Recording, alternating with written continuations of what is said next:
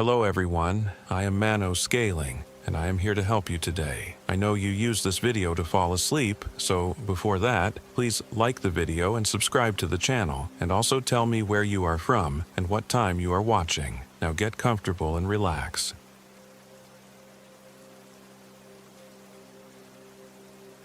My name is Claire Whitaker. I'm 29 years old.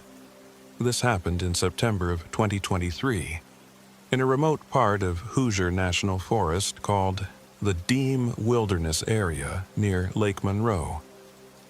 I've never spoken about this in detail, partly because I'm afraid no one would believe me, and partly because I'm still not entirely sure what really happened out there. I wish I could say I'm a seasoned survivalist, but I'm not.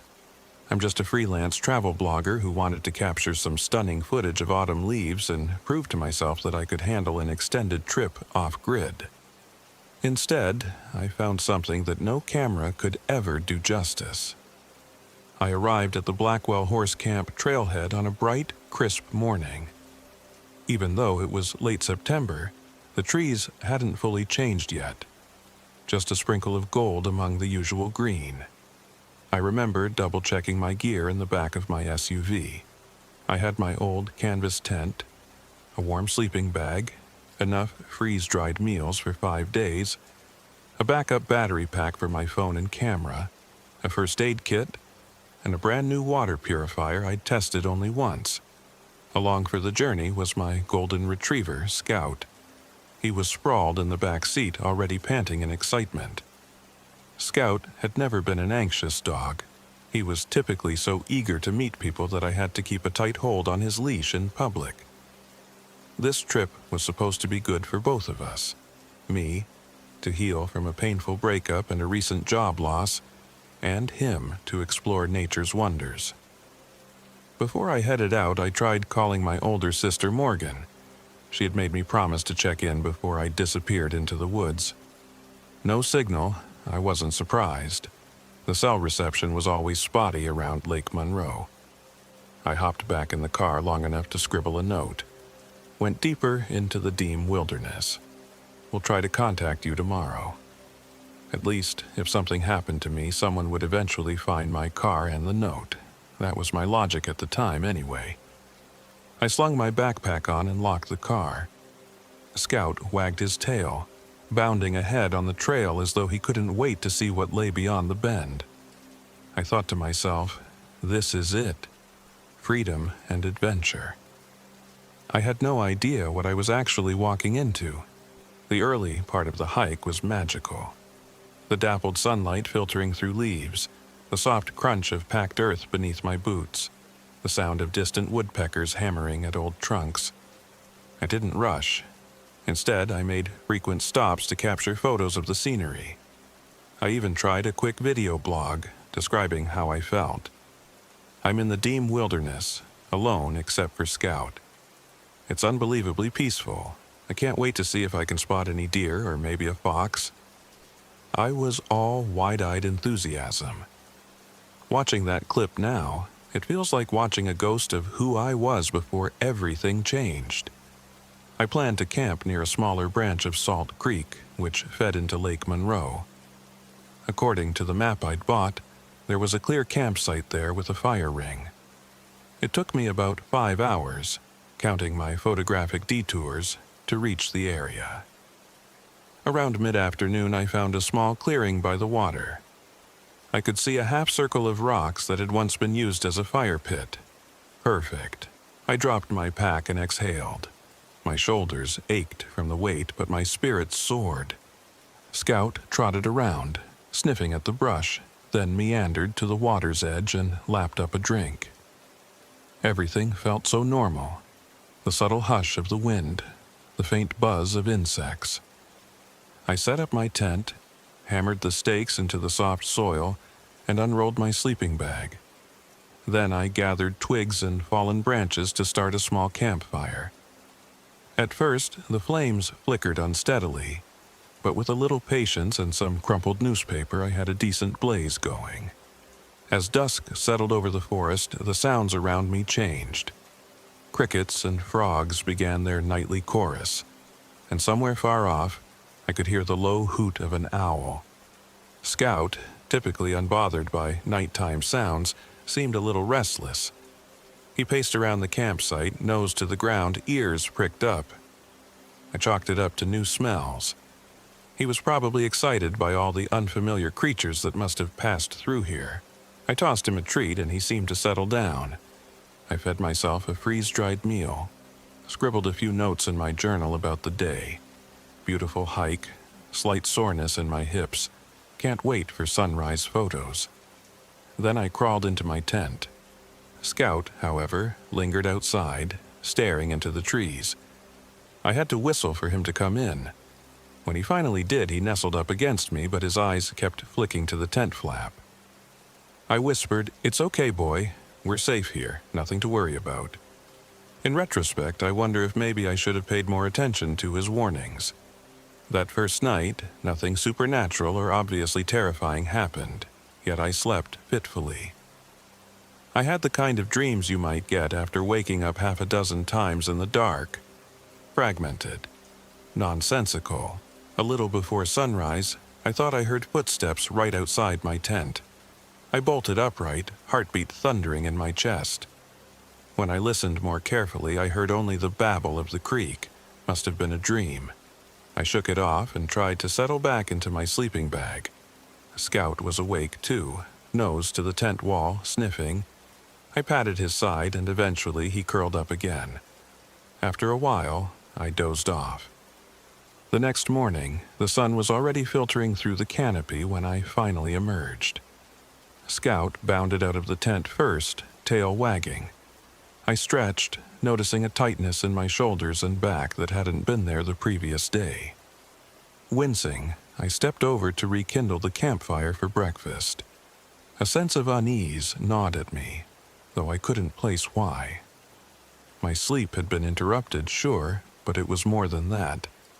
The air felt heavier somehow, as if the forest was watching. I pulled out my phone to check the time but discovered the battery was down to 2%, despite having turned it off before sleeping. Weird. I had brought a backup power bank, so I plugged it in, only to find the bank wasn't charging my phone. Maybe the cable was damaged. Annoyed, I tossed it aside. My camera, at least, still had enough battery to get me through another day. I decided I'd rely on my analog map and compass for navigation. Wasn't that what I'd come here for in the first place? Scout came up to me, whining softly. I ruffled his ears, trying to reassure him. "Just me and you, boy," I said. "We'll be fine." I finished my oatmeal and coffee, feeling the warmth spread through me. Then I packed up my gear, double-checking everything was in its rightful place. I made sure the dog's water bowl was filled and started down the trail to our next destination, a deeper part of the wilderness where fewer hikers ventured. Half an hour in, I paused to take another look at my map. The lines were faint in the morning light, so I squinted. Something about the contour lines and the trails around the creek looked off. It almost appeared as though water stains had blurred some sections.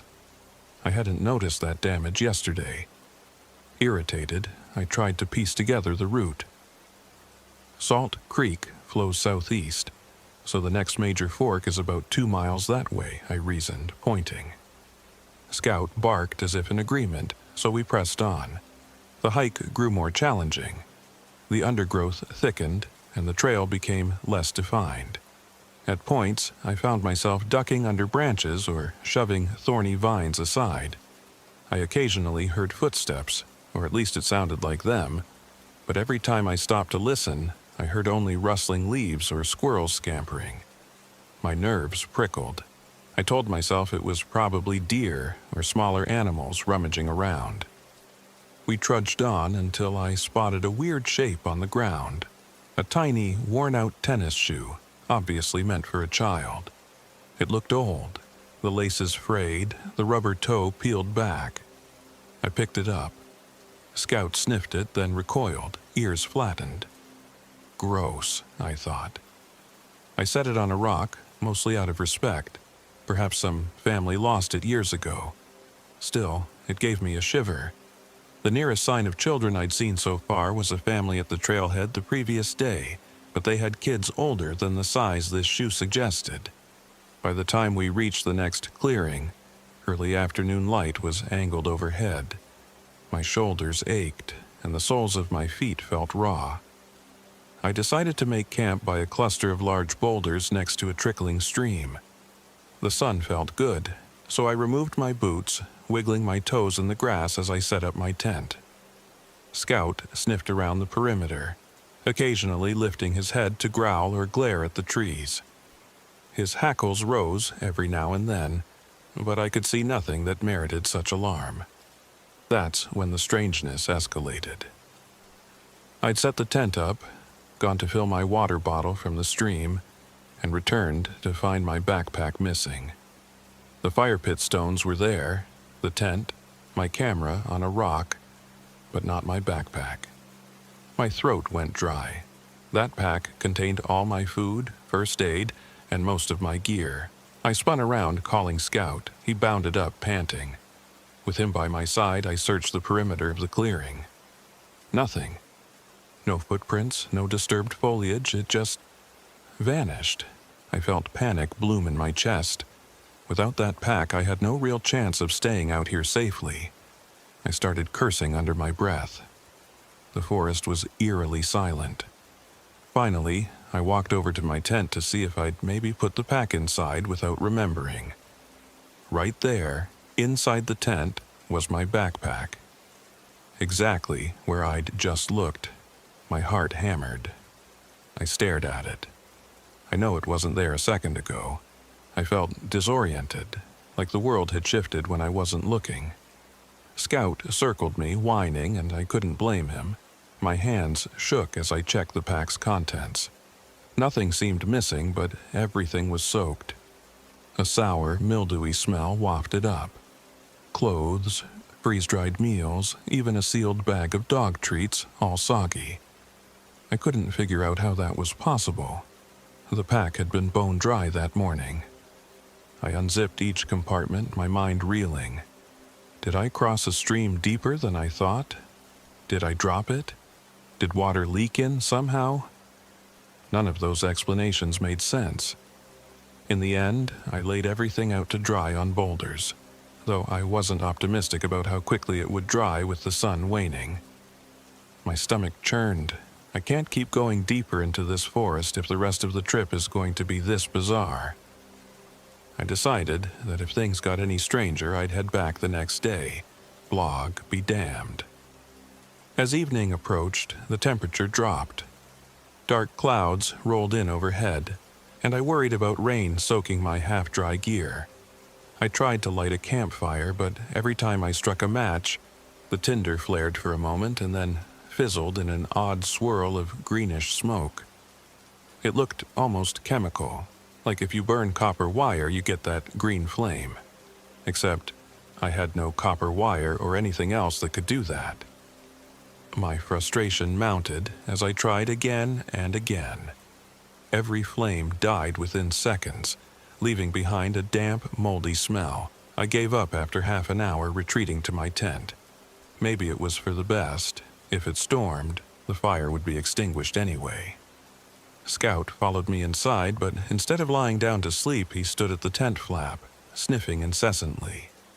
Each time the wind picked up, he'd let out a soft growl. I scratched behind his ears to calm him. I planned to do a little journaling, but my pen was missing.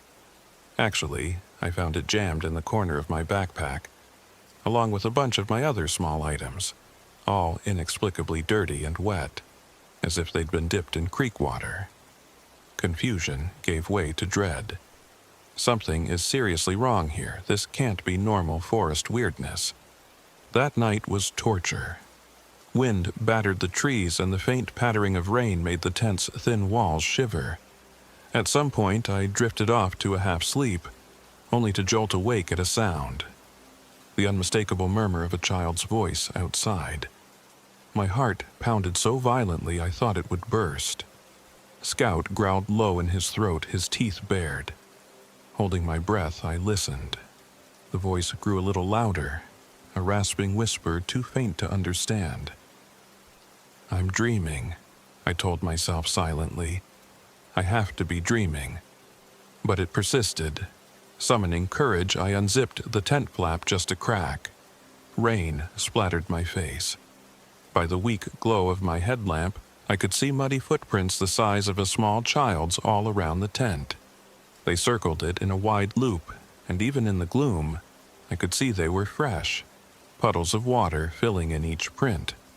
My stomach churned. Shaking, I forced myself to open the flap fully and shine the light around. There was no one there. The footprints simply vanished into the underbrush.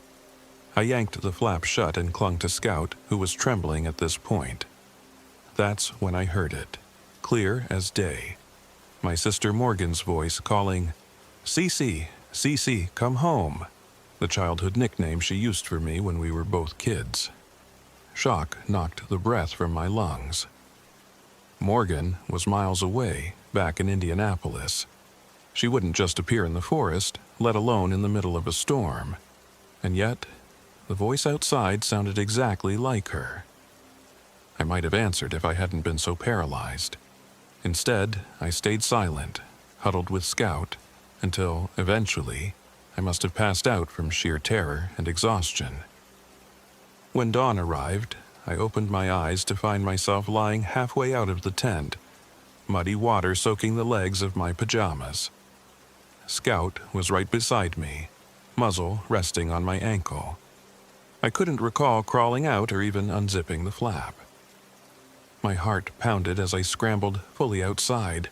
What the hell was I doing in my sleep? The footprints were gone, washed away by the night's rain. But the memory of them refused to fade. My watch read 10:13. I found that odd. I'd rarely slept that late in my life, especially outdoors. When I crawled back into the tent, I saw that my sleeping bag was unzipped. The inside was surprisingly clean, even though I was coated in mud. With shaky hands, I rolled up the wet bag. Might as well break camp, I thought. I need to get out of here.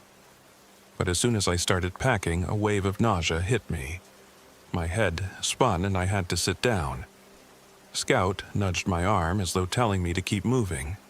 After a few deep breaths, I forced myself up, dismantling the tent and stuffing everything haphazardly into the backpack. Despite my best attempts to follow the map, the terrain seemed alien.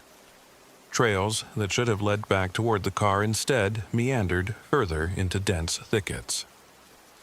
Every time I tried to rely on my compass, the needle shook strangely, as if magnetized by something else. I found bits of trail markers, but their colors didn't match the map's key. After hours of trudging, I realized I was back at the same cluster of boulders where I'd camped, even though I'd walked in what felt like a straight line in the opposite direction. The day was darkening again, and I felt despair clawing at my mind. How the hell am I still here? To make matters worse, Scout was growing increasingly anxious. He wouldn't leave my side except for the occasional trot into the brush. At one point, around late afternoon, he actually ran off. I screamed for him, fear pressing on my chest. I crashed through the undergrowth, scratching my arms on branches, tripping over roots. After what felt like half an hour of frantic searching, I finally heard him whimpering near a fallen log. When I found him, he was trembling, his fur damp but not from the rain. It smelled foul, like stagnant pond water. He looked up at me with wide, frightened eyes. He was silent, not even a whine. I felt an immense wave of relief. My companion was back. I pet his head, but he recoiled, pulling away from me with a quiet snarl. That was so out of character that I gasped. He'd never snarled at me. When I looked into his eyes, they seemed dull, the usual spark gone. No, I'm just projecting, I told myself. Come on, buddy, I whispered, voice shaking. Let's find a better campsite. I spent the evening stumbling deeper into the forest, always convinced I'd find a path out, always finding myself near some unexpected landmark. A fallen tree that looked like a twisted arm or a bizarre rock formation that cast ominous silhouettes. It was as though the wilderness itself was rearranging to keep me trapped. Finally, I resigned myself to set up my tent again, though every fiber of my being screamed that I should keep walking. But darkness was falling too quickly. Better to sleep than break my ankle fumbling around in the pitch black. Exhausted, I barely managed to get my tent upright before collapsing inside. I couldn't even muster the energy to try lighting a fire. That was when I noticed Scout hadn't followed me in. Usually, he was right by my side. Fear stabbed at me. I peeked out. He stood about 10 feet away, stiff as a statue, staring into the trees. His fur was bristling along his spine. I whispered his name, but he remained motionless, like a sentinel. A flash of lightning illuminated the sky, revealing a figure in the distance. Small, wearing something pale yellow. Instinctively, I pointed my flashlight, but I saw nothing except a cluster of mossy trunks. When darkness returned, Scout was gone too. Panic hammered me again. I scrambled out of the tent, the cold night air biting at my skin. "Scout!" I called, voice echoing in the emptiness. No answer. My hands shook as I swung the flashlight in frantic arcs. That's when I spotted a shape off to the side, Scout, but now pressed up against a tree, muzzle tucked in. When I approached, he growled softly. "What's wrong?" I asked, voice cracking. He gave no response, just stared at me with eyes that looked wrong. He was so still, so tense, almost more like a cornered wild animal than my gentle companion. I took a step closer, holding out my hand. He lunged. His jaws snapped around my forearm with a force that made me scream. Pain exploded, and I reflexively yanked away. The flashlight tumbled into wet leaves, flickering. I could barely see him now, but I felt his presence, his ragged breathing, the rustle of his fur. Blood trickled down my wrist. "Scout," I moaned. "It's me, Claire." He made a horrible guttural noise and darted off into the forest. I was left alone, cradling my injured arm, tears streaming down my cheeks. That was the moment my fear became something else. Raw terror mingled with heartbreak. My dog had attacked me. Eventually, I managed to find my flashlight and retreat to the tent.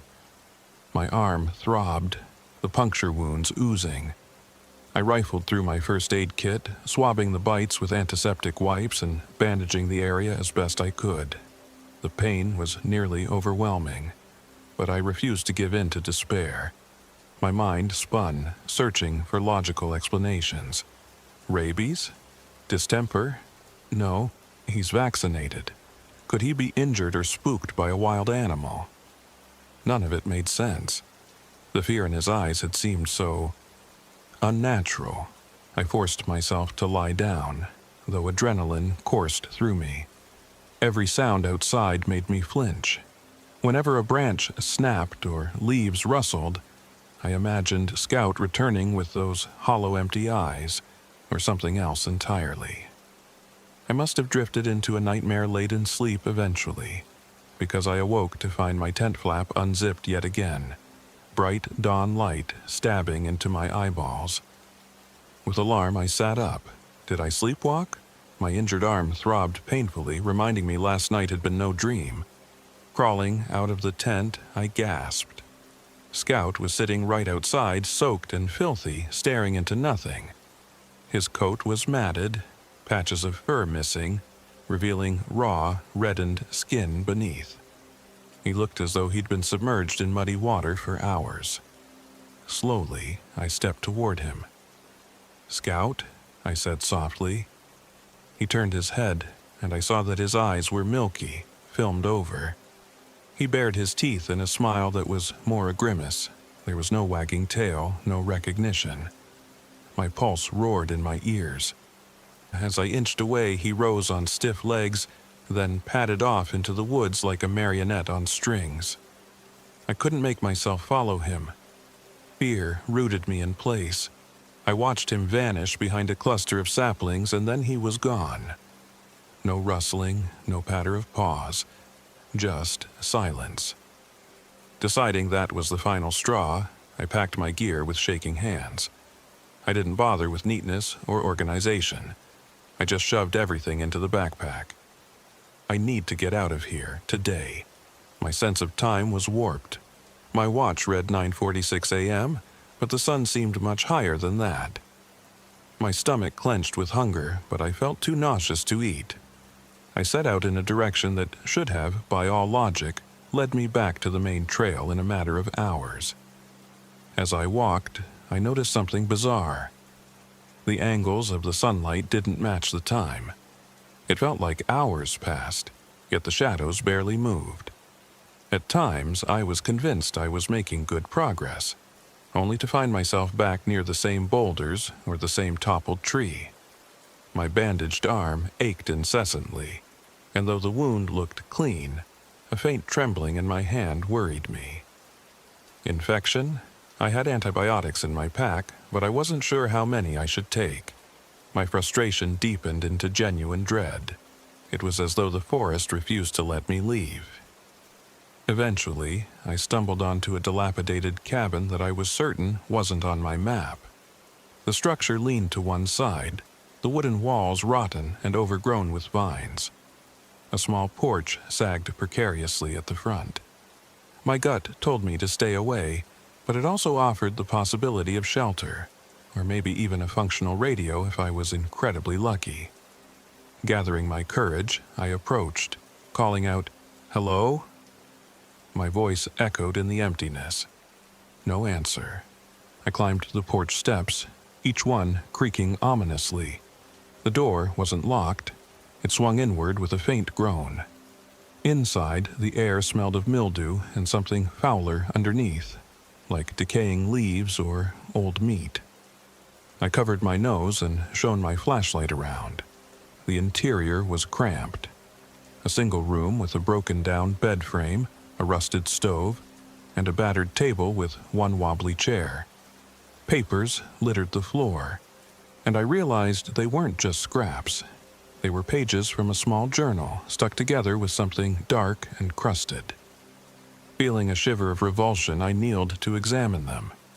Most of the words were unreadable, blurred by water stains.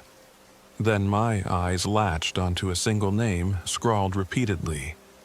Lydia, Lydia, Lydia, in a shaky child's handwriting. The name was underlined with thick black pen, sometimes over spots that looked almost like old blood. My scalp prickled. Lydia, a memory tugged at my mind, something about a local tragedy. The ghost stories in the area sometimes mention a drowned girl named Lydia, or was that a rumor I'd read online? I couldn't be sure, but it fit eerily well with the child's footprints, the voice, the little shoe. Suddenly, I heard a rhythmic tapping behind me. Slowly, I turned. Nothing at first. Then the tapping resumed, as though someone was knocking on the cabin wall from outside. My heart jumped to my throat. Should I open the door? I forced myself to stand. My bandaged arm throbbed. The tapping continued, and a cold sweat broke out on my brow. I pulled open the door. A gust of damp air rushed in. No one was there, just the warped porch steps, the forest beyond. When I stepped out onto the porch, I heard faint sobbing, like a child crying. It came from behind the cabin. My pulse hammered. Summoning adrenaline-fueled bravery, I rounded the corner of the structure. The crying cut off abruptly. Lying on the ground was a tiny rocking chair painted white with flaking paint. A child's toy, perhaps, knocked on its side. No footprints, no child. I was too afraid to pick it up, so I hurried back into the cabin. Something about that place made my skin crawl, but it was also a brief respite from the creeping feeling that time itself was broken outside. At least in here, I had walls around me. I decided to search more thoroughly, hoping for a radio or something else to help me contact the outside world. But as I rummaged through rotted drawers and broken furniture, a wave of dizziness hit me. I stumbled, hand brushing against the table for support. My vision blurred, and suddenly I wasn't alone. I saw a figure kneeling by the table, a little girl in a yellow sundress, dark hair plastered to her face, water dripping onto the floor. It was like a waking nightmare. She didn't move, just kept her back to me. My heart seized. I opened my mouth to scream, but no sound came out. Then, in the flicker of an eyelid, the vision was gone. The room was empty. Breathing raggedly, I sank into the wobbly chair. My mind was unraveling. Am I hallucinating from dehydration or an infected wound? Possibly, but that didn't explain the phenomena over the last few days. I needed to pull myself together. Focus on survival, I reminded myself. One foot in front of the other, get out of the woods. Amid the scattered papers, I found a single photograph. It showed a young girl with a big smile, wearing a yellow dress, standing in front of what appeared to be a lake. Her eyes had been scratched out with a pen, written beneath in shaky handwriting. I can walk again. I felt the hair on my neck rise. Carefully, I set the picture aside, not wanting to touch it more than I had to. Could that be Lydia? I needed fresh air. I stumbled out of the cabin, nausea clenching at my gut again. That's when I heard a pitiful yelp, a dog's yelp. Scouts. My veins turned to ice. It came from somewhere deeper in the forest, near an old oak tree line. Without thinking, I ran, ignoring the throbbing in my arm. I followed the sound, adrenaline giving me the illusion of speed. The yelping came again, weaker this time. I crashed through brambles until I found him. Or something that looked like him. Scout was hanging upside down from a low branch, ropes around his hind legs, his belly ripped open. Blood dripped into a puddle beneath him. My mind nearly shut down at the horror. Everything slowed. I stared, mouth wide with a silent scream. Then the metallic smell of blood hit me, and I staggered backward, retching. This was impossible. He couldn't be alive, yet his chest still rose and fell in shallow, tortured breaths. He tried to bark, but only gurgled. My vision blurred with tears. "Scout," I whispered, my throat strangled. "Oh God, I'm so sorry." I fumbled for my knife, a dull camping blade. My hands shook violently. I sliced at the rope to free him, and he collapsed onto the ground with a wet thud. He convulsed once, twice, then went still. I knelt there, tears mingling with the blood that now coated my hands. My best friend was gone, and in the most gruesome, nightmarish way imaginable. Who could have done this? Or what? The forest around me felt suffocating. I had to force myself to stand, stumbling back until my spine hit a tree trunk. Through tears, I tried to rationalize. There must be a person out here, someone savage, a psychopath.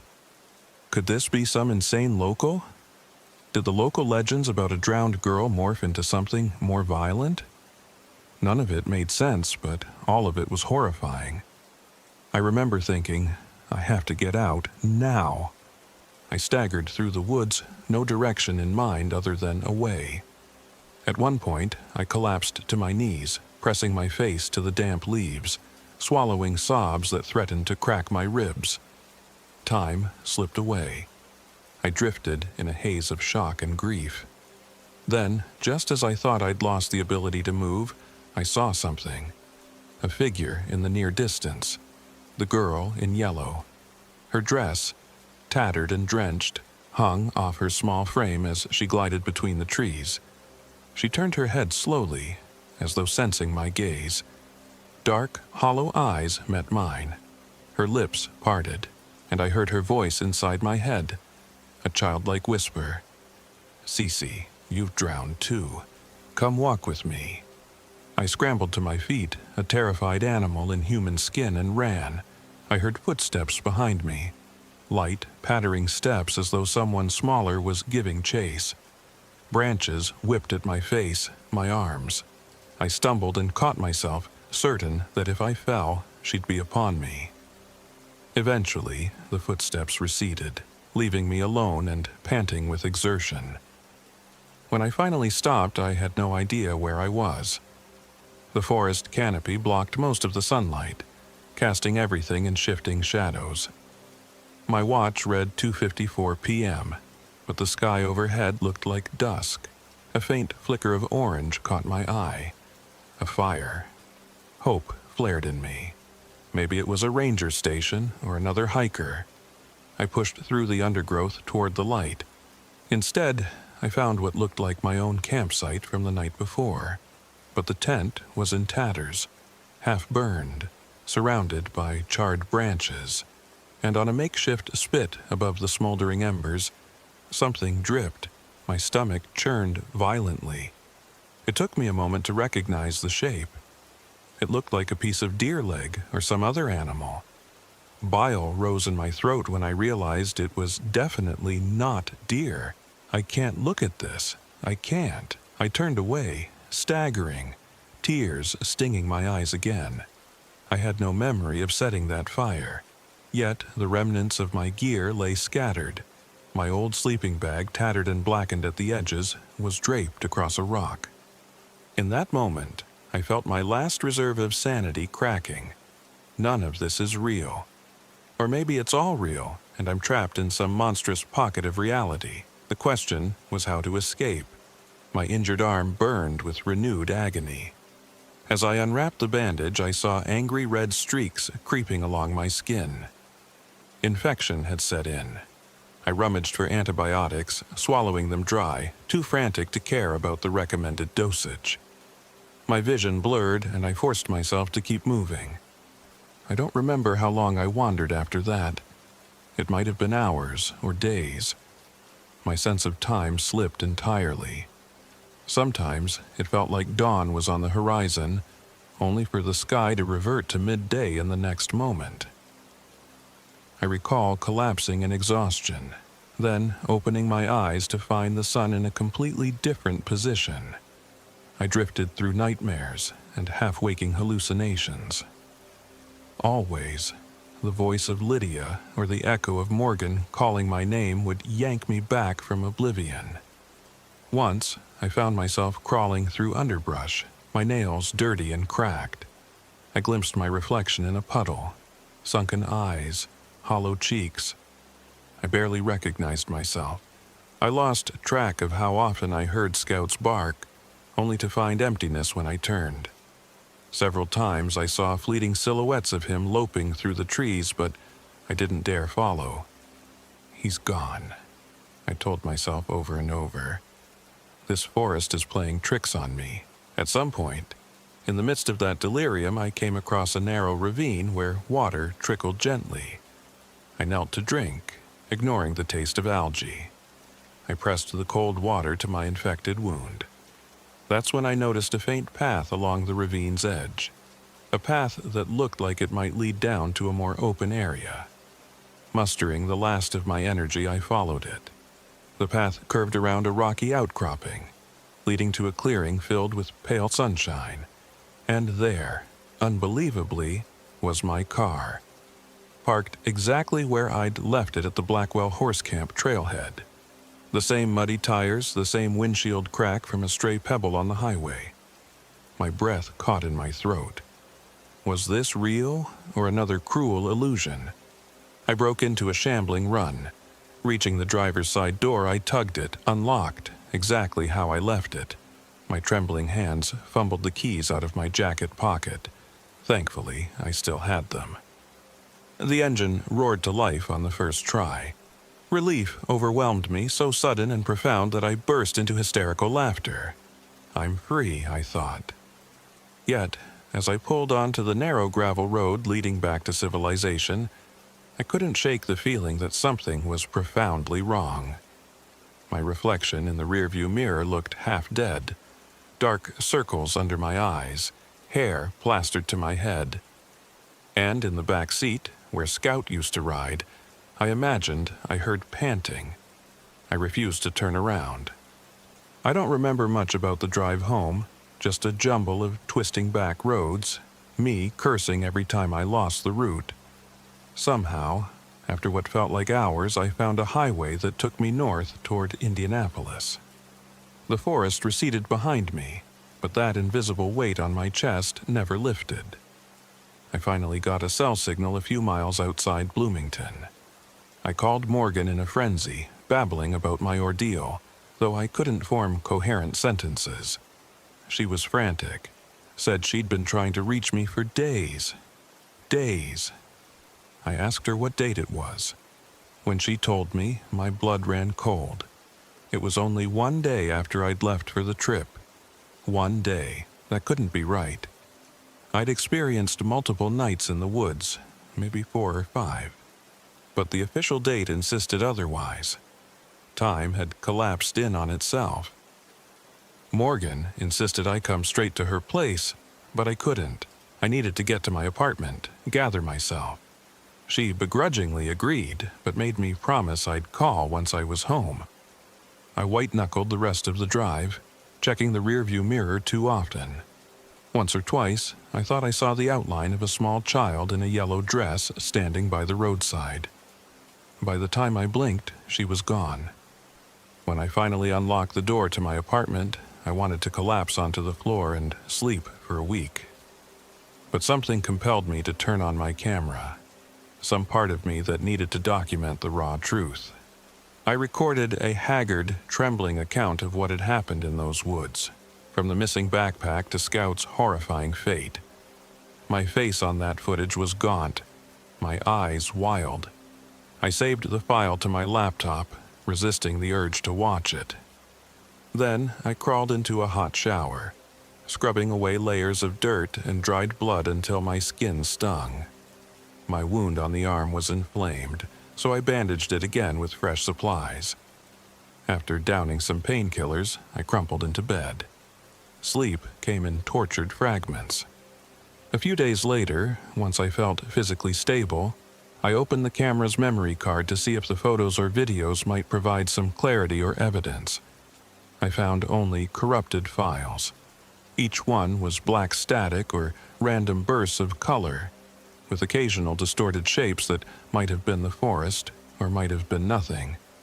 No sign of the vlog entries I'd made, no pictures of the footprints or the bizarre phenomena I'd experienced. It was as though the forest had consumed every last shred of visual proof. Morgan came over not long after, banging on my door, worried sick. She hugged me so tight I could barely breathe. She wanted to call the police or park rangers, but how could I explain any of this? My dog was gone. Even if I told them the location where I found him mutilated, it might not be there anymore. They'd think I was mad or a suspect in my own dog's death. So I lied and told Morgan that Scout ran off chasing a deer and never came back. The guilt in my chest was unbearable.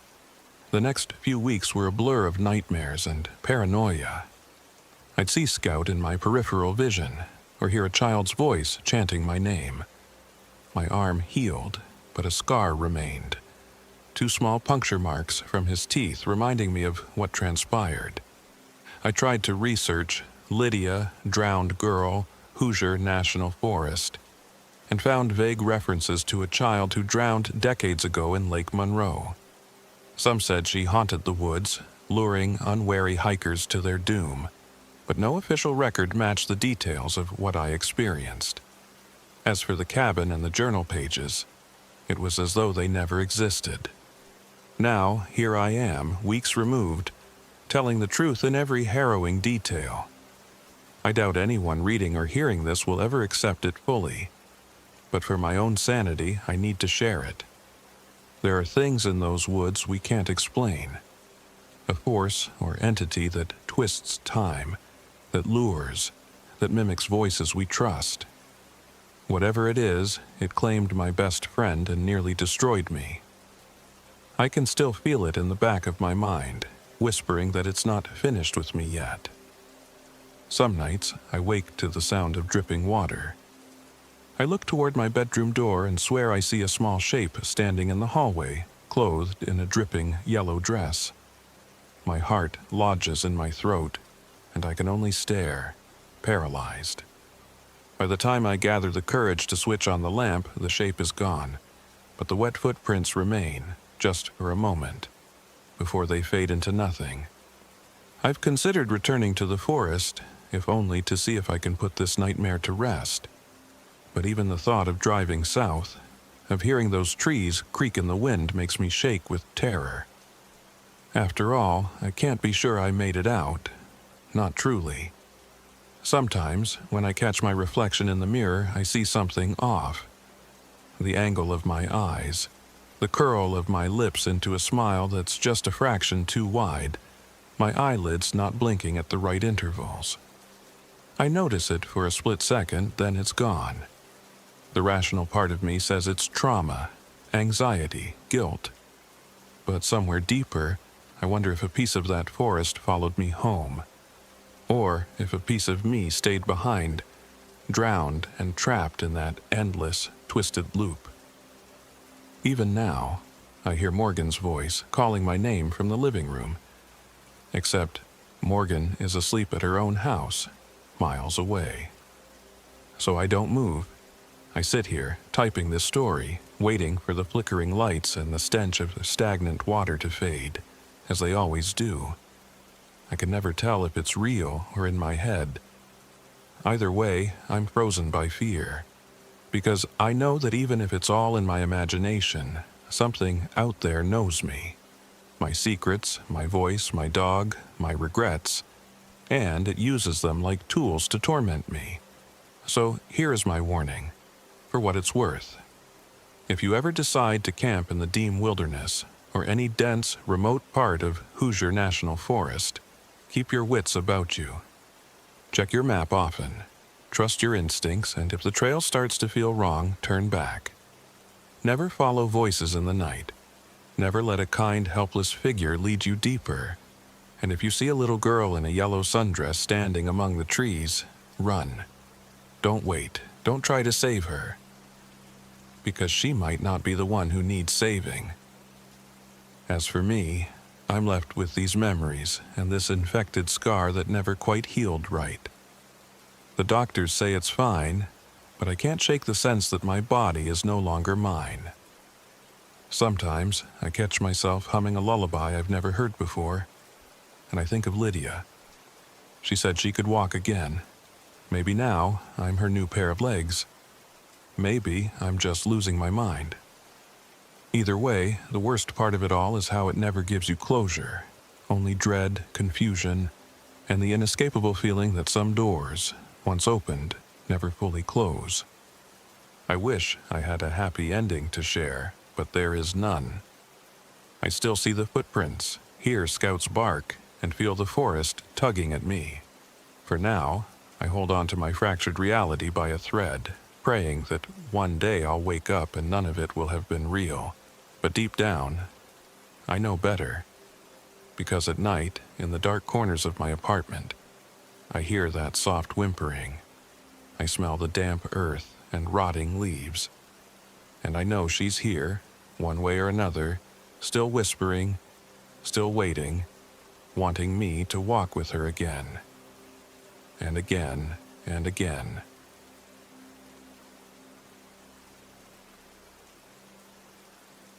My name is Evan McAllister, and I'm 34 years old. This happened in July of 2023, out in a remote part of the Hoosier National Forest known as Hoot Owl Hollow. It's a place you've probably never heard of. A steep ravine where the trees grow too close together and the sunlight barely touches the ground even at noon. I went there hoping to shake off the wreckage of my life, but what I found instead changed me forever.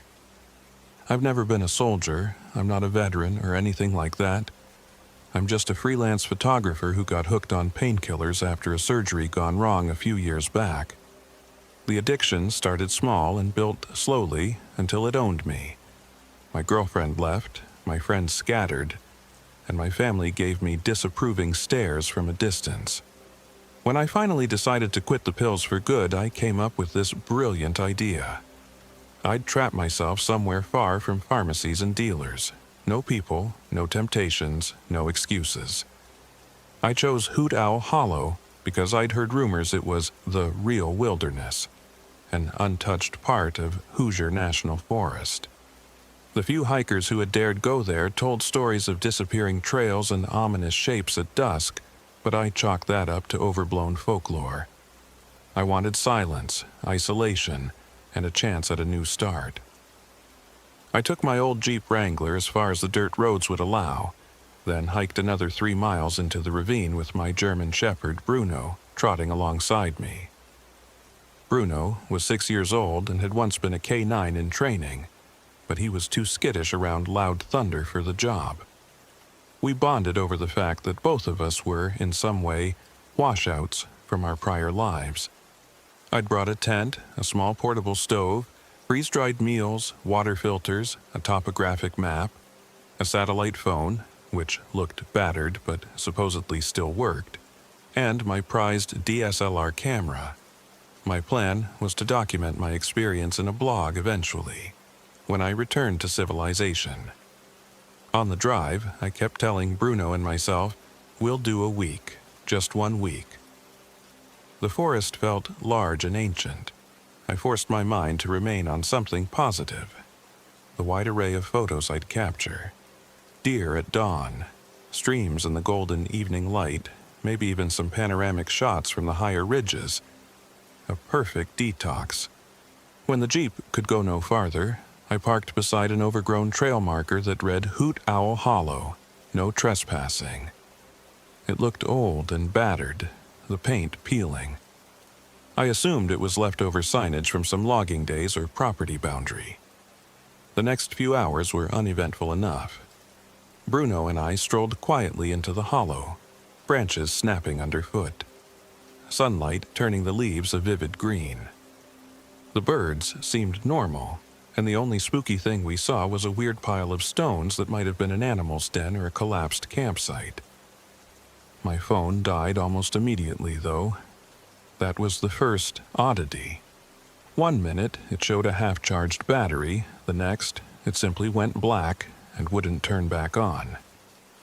No big deal, I muttered, stuffing it into a side pocket of my backpack. I still had the satellite phone for emergencies, though I wanted to avoid using it. I was determined to stay put for at least a few days. I didn't realize it then, but that first night was the last time I'd feel even slightly safe. We made camp on a relatively flat patch of ground near a creek. As I was pitching the tent, Bruno stared at a clump of cedar trees, the hackles on his neck raised.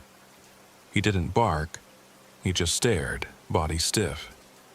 Usually he'd bark like mad if he sensed a deer or a raccoon. This was different. It was as if he knew something was there, but he couldn't see it. I went over, shining my flashlight around. I found nothing but dead leaves and branches. That night, I started a small fire, boiled water for my freeze-dried meal, and pulled out my DSLR to take some night shots. Strange how the forest never truly goes silent.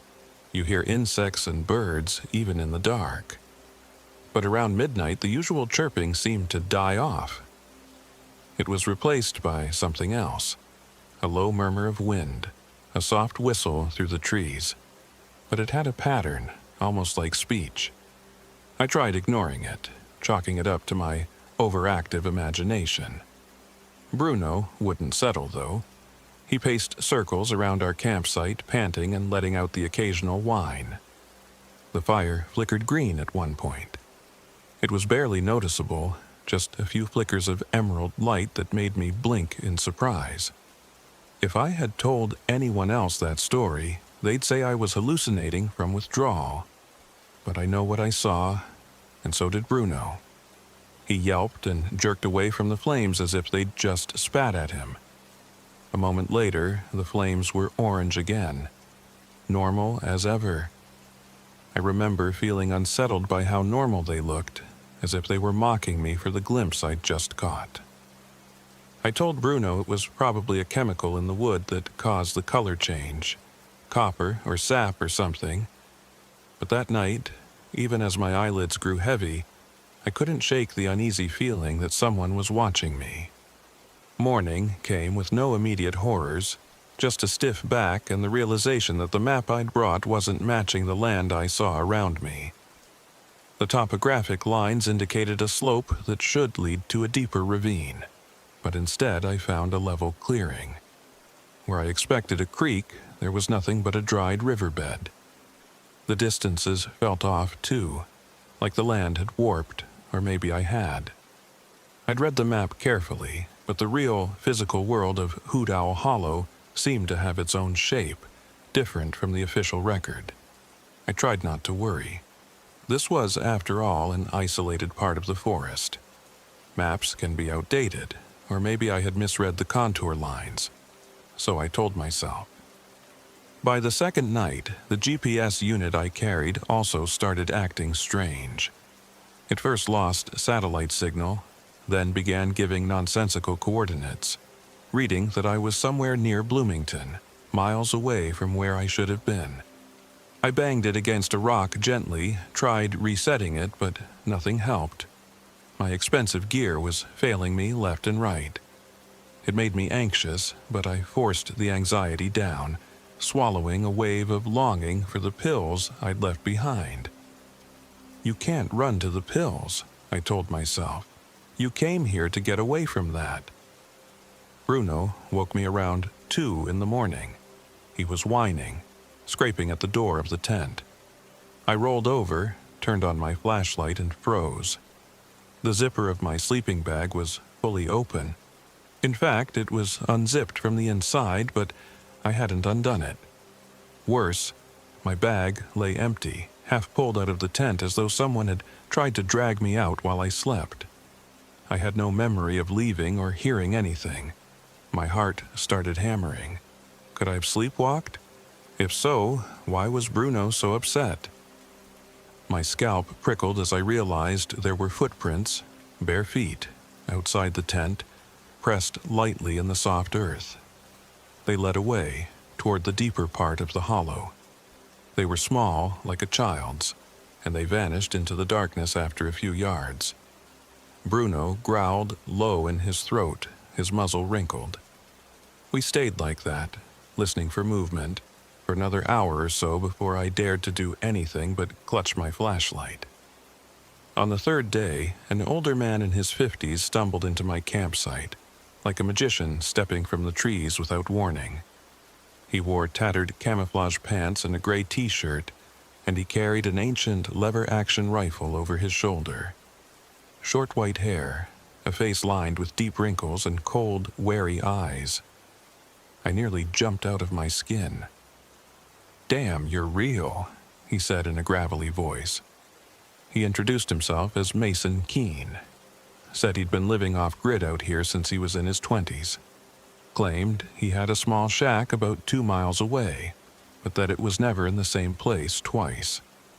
I thought he meant that figuratively, like it was easy to get lost, but the way he said it felt literal. He asked why I was out here, and I gave him the short version. Photography, a detox, a personal journey. He nodded like he'd heard it 1,000 times. "You see him yet?" he asked. I gave him a puzzled look. "See who?" "The man with the horns," he said. "Azazel, though he's got other names. I saw him my first time in these woods. Been stuck here ever since." My stomach clenched. The name slithered into my mind like a worm. Azazel. I immediately thought of folklore, biblical references to demons or devils. I wanted to dismiss it as some local legend or Mason's paranoia, but a chill ran through me. He looked serious and terrified. No trace of a joke on his face. "Listen," he continued, lowering his voice. "If you see him, don't let him speak too long. That's how he gets in your head." I swallowed, torn between wanting to get rid of this doomsayer and wanting some explanation for all the weirdness. "I appreciate the warning." Mason just nodded, glancing at Bruno with something like sympathy. He likes the dog, I bet." Then he walked away, without so much as a goodbye. Watching him vanish between the trees was like losing sight of a ghost. Part of me hoped I'd never see him again, but a darker part of me knew our paths would cross once more. Over the next 2 days, everything fell apart. On the afternoon of day 4, the meat in my sealed packs had turned rancid. Even the freeze-dried stuff was infested with wriggling maggots that made me gag at the smell. There was no logical reason for freeze-dried rations, sealed in plastic, to rot, but they had. The remaining water in my canteens was murky, as if something had tainted it. I boiled some, but it refused to look or smell clean. I forced a few sips down, praying I wouldn't get sick. My mouth tasted like copper and ash. That night, I woke to Bruno whining outside the tent. In a panic, I scrambled out of my sleeping bag, thankfully still zipped. Bruno was nowhere in sight. A swirling sense of déjà vu took over. I called for him, no response. I grabbed my flashlight and sprinted into the darkness, half dazed with fear for my dog. I found him maybe 50 yards away, lying near a fallen tree. At first, I thought he was dead. There was blood on his fur and deep gouges along his flank. My heart thundered.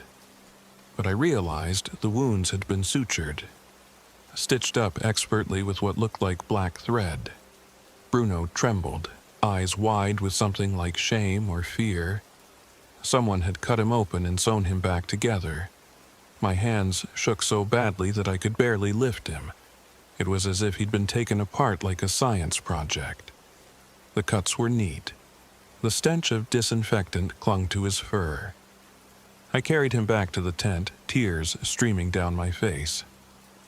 I did my best to clean his wounds, though whoever had done it seemed more competent than I could be.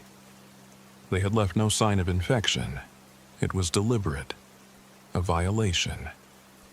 I barely slept, listening to Bruno's ragged breathing. At one point, I heard faint laughter echoing through the trees, a laugh that felt like it was right inside my ear. When dawn came, I tried to pack up and leave, but the paths wouldn't lead me out. No matter how carefully I followed my compass or the ephemeral trails, I always looped back to my same campsite. I can't describe the feeling of walking for hours, seeing unfamiliar boulders and fallen trees, and then, suddenly, there was my tent again, set in the same small clearing. The forest felt alive, shifting when I wasn't looking. Bruno growled at random spots in the undergrowth. My nerves were shot. Every minute that passed, a crawling feeling along my spine told me we weren't alone. It was like being inside a dream, is about to become a nightmare. That evening, Mason came back. He stepped into my campsite while I was trying once again, and failing, to start a fire. The matches lit, but the flames kept dying, as though starved of oxygen. "You still here, friend?" he said quietly. I glared at him, suspicion boiling in my chest. No choice. The place is messing with me. He nodded, eyes flitting to Bruno, who was lying next to me, whimpering in discomfort. "He's coming for the dog," Mason said, matter of fact. "Azazel. He wants it, or wants you to give it up." It sounded insane, but I was too rattled to dismiss it outright. "What do you know?" Mason scratched at his stubbly chin. "I've been here near 30 years. I came here to hunt once, never left." He hesitated, then admitted, "He promised me some things back then. He can show up looking like your dear old mother or your best friend, but it's always him." Some deeper part of me understood I was facing something I didn't have words for. I wanted to ask him how to leave, but Mason preempted me, stepping forward with a stern look. "He needs an offering," he whispered. "You give him that dog, you get to leave. Simple as that." I stared at him, horrified. "Not a chance." Mason shrugged. "Then you'll never leave." That night, around the time the moon was hidden behind dense clouds, I awoke to find someone standing right at the edge of the campsite staring at me. My heart nearly stopped. Flicking on my flashlight, I saw that the figure had the face of my estranged older brother, Derek, someone I hadn't spoken to in years. Same broad shoulders, same tidy haircut, but something was off. His eyes were black, no shine, no reflection. "Hello, Evan," he said softly. His voice sounded exactly like Derek's, but there was an echo, as if two people were speaking in unison. Bruno whimpered, pressing himself against my legs. I pointed the flashlight at the figure's chest, not sure what to do or say. "Derek?" I croaked. The figure smiled. "Not exactly." He took a step forward, and I saw small horns pushing out of his hair like twisted bone. He wore clothes that looked exactly like Derek's old army uniform from when he served, but they were shimmering, almost fluid. I realized this had to be Azazel, the entity Mason had warned me about. But he had Derek's face, that same confident tilt of his head. "You look terrible," he said, mocking concern. "All those nights of bad sleep? And your poor dog, don't you want to let him go, let him rest?" My flashlight flickered, threatening to die. Bruno stared at Azazel, trembling. I forced my fear down. "Stay away from us," I snapped, hoping my voice sounded braver than I felt. Azazel laughed, a soft, chilling laugh. Such loyalty. But loyalty won't save you. Then, in a gentler tone, he added, "I can help you, you know. I can take away the cravings, the nightmares. Make you whole again." That pitch was so tempting I almost took a step forward. Then I caught a glint of something in his black eyes. Cruel hunger. I shook my head. "No deal." He waved his hand with a casual air. "You'll reconsider. Everyone does." His eyes flicked to Bruno. "I'll be waiting." In the blink of an eye, he was gone, leaving only the smell of sulfur behind. The morning of day 6, I woke to Bruno whining softly. He hadn't moved from my side all night. I crawled out of the tent, half-starved and still tasting sulfur in the back of my throat. The campsite was in ruins. Something had torn open what remained of my backpack, my rations scattered and rotten. My map was a blank sheet of paper, the lines and text faded as though they'd been bleached out. Even my water filter was gone, leaving me with a single half bottle of questionable water. I decided that even if the forest was looping, I had to try to find a route out. So I broke camp and started walking. Bruno limped alongside me, still healing from the bizarre surgical cuts. Every path led me back to that same spot, no matter how sure I was of my bearings. It was as if the entire hollow had become a circle, a labyrinth with a single center. Azazel was the spider in that web. Exhausted, I collapsed near an old oak that towered above the undergrowth. As I slumped there, I noticed faint carvings in the bark, like symbols or runes. Circles intersecting lines, oddly mesmerizing. For a moment I thought the shapes flickered like they were moving. That's when I heard footsteps. It was Mason again, standing behind me with that old rifle. He looked anxious, face slick with sweat. "It's happening," he said, "just like it did with me. He wants you to break so you'll give in. He never leaves unless he gets a soul or a sacrifice." I glared at him, every hair on my body prickling with anger. That's not going to happen. Mason's eyes darted towards Bruno, who was lying next to me, panting. "He's chosen you. Either you hand over the dog or you fight him. But if you fight him, you can't half-ass it." Part of me wanted to trust Mason. Another part remembered the raw panic in his voice the first time we met. That panic was gone now, replaced by a cold calculation. I wondered if he might betray me. I had no real reason to trust him, except that he might know a way out. We ended up walking back together to the clearing, mostly in tense silence. Mason claimed he had some supplies he could share, but he said it with a forced tone, like someone reading lines from a script. My gut churned, but I was too desperate for any solution to refuse. So I followed him. Night fell again, and we sat by a stubborn, half-dead fire. Mason had managed to ignite it with fluid from a small can he carried, but the flames stayed small, as if weighed down by the gloom around us. Bruno dozed fitfully, muzzle resting on his paws, flinching now and then from the pain in his stitched-up wounds. Mason spoke in a near whisper, telling me about how he first stumbled into Hoot Owl Hollow decades ago with a group of friends, how they'd come to hunt deer and ended up meeting Azazel on the third day. It offered them everything they could dream of if they'd sacrifice one of their group. They tried to fight, or maybe they tried to run. Mason's timeline blurred. Eventually, the others either vanished or turned on one another in a frenzy. Mason, he said, survived by offering a portion of himself. I pressed him on that point, but he wouldn't clarify. He just mumbled that Azazel keeps him alive, trapped. He's been wandering here ever since. Suddenly, the fire flashed green, bright enough to illuminate Mason's face. He looked petrified, eyes wide. Then the flames died again, returning to dull orange.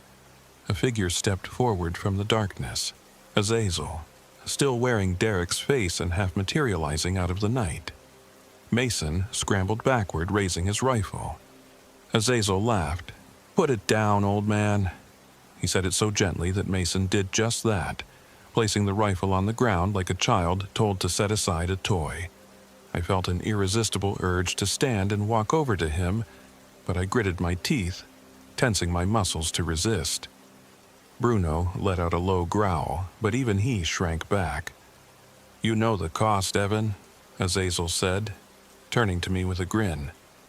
"Give me the dog, and you can walk out of this forest free. You'll be rid of your addiction, your regrets, everything." My mouth felt dry as dust. I wanted to scream at him, but my voice caught. Then, to my shock, Mason picked up his rifle again, pointing it not at Azazel, but at me. "Do it," Mason growled. "Don't you understand I've been waiting for decades for someone else to come along? So he'll let me out too?" Betrayal, pure and ugly. I grabbed for the rifle's barrel, trying to wrench it away, but Mason twisted it, smashing the stock into my stomach. The air blasted from my lungs. Bruno lunged, ignoring his pain, biting at Mason's leg. Mason screamed, the gun firing into the ground with a deafening crack. A chunk of dirt and leaves flew into the air. Azazel watched calmly, lips curled in an appreciative smile, as if this violence was exactly what he craved. Through the ringing in my ears, I could hear him whisper, "Yes, yes, that's more like it." Mason slammed the rifle butt across Bruno's ribs.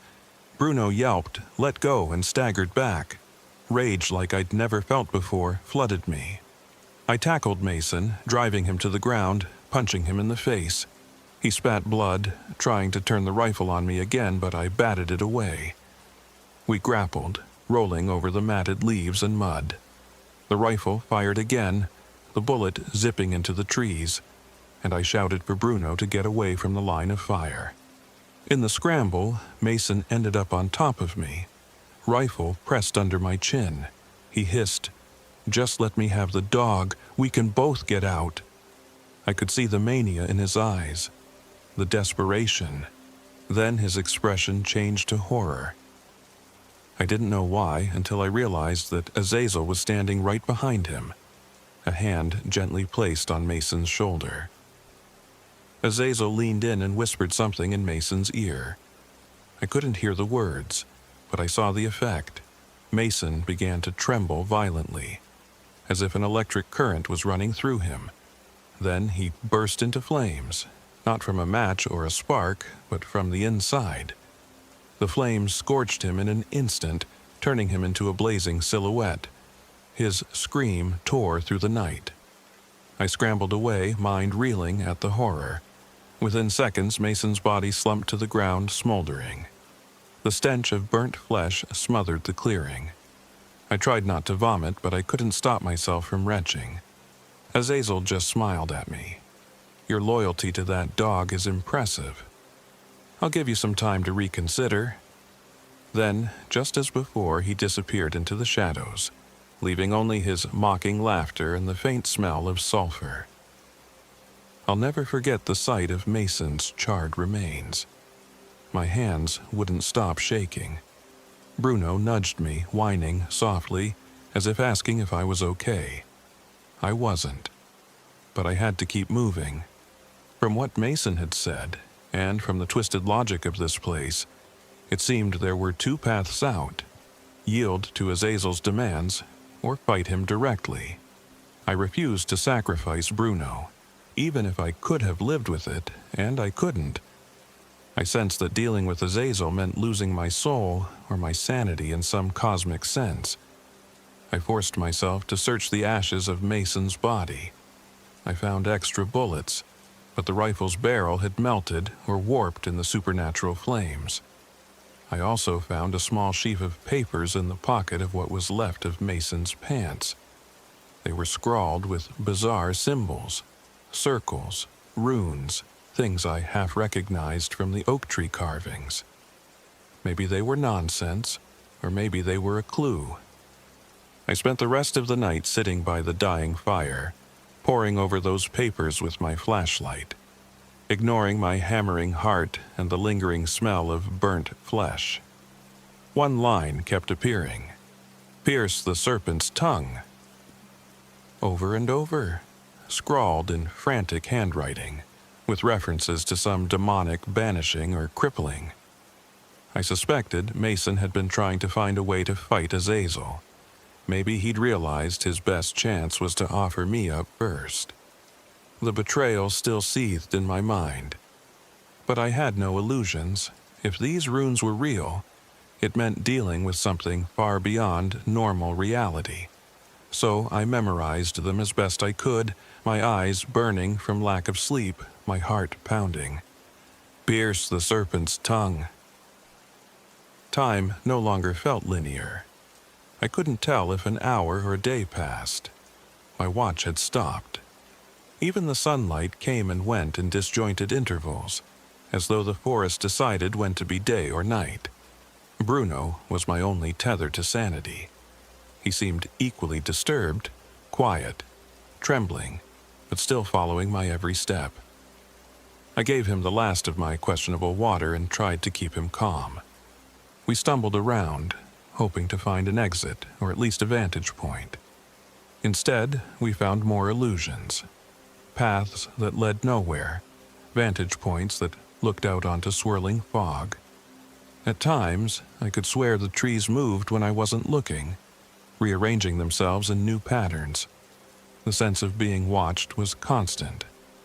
Eventually, we reached a clearing with strange symbols carved into the ground, matching the ones in Mason's notes. In the center was a deep pit lined with stone. A smell of rotting meat wafted up from below. I swallowed hard, stepping toward the edge to peer down. Dark shapes shifted in the gloom. Bones, animal carcasses, maybe even human remains. It was like a mass grave. I nearly lost my stomach again. A soft voice behind me said, "This is his place of power." I whipped around to see nothing but empty space. Yet the whisper continued, "Pierce the serpent's tongue." Mason's voice, or maybe just my guilt conjuring up his final words. I knelt in the dirt and used a sharp rock to carve out the same runes from Mason's papers in a circle around the pit.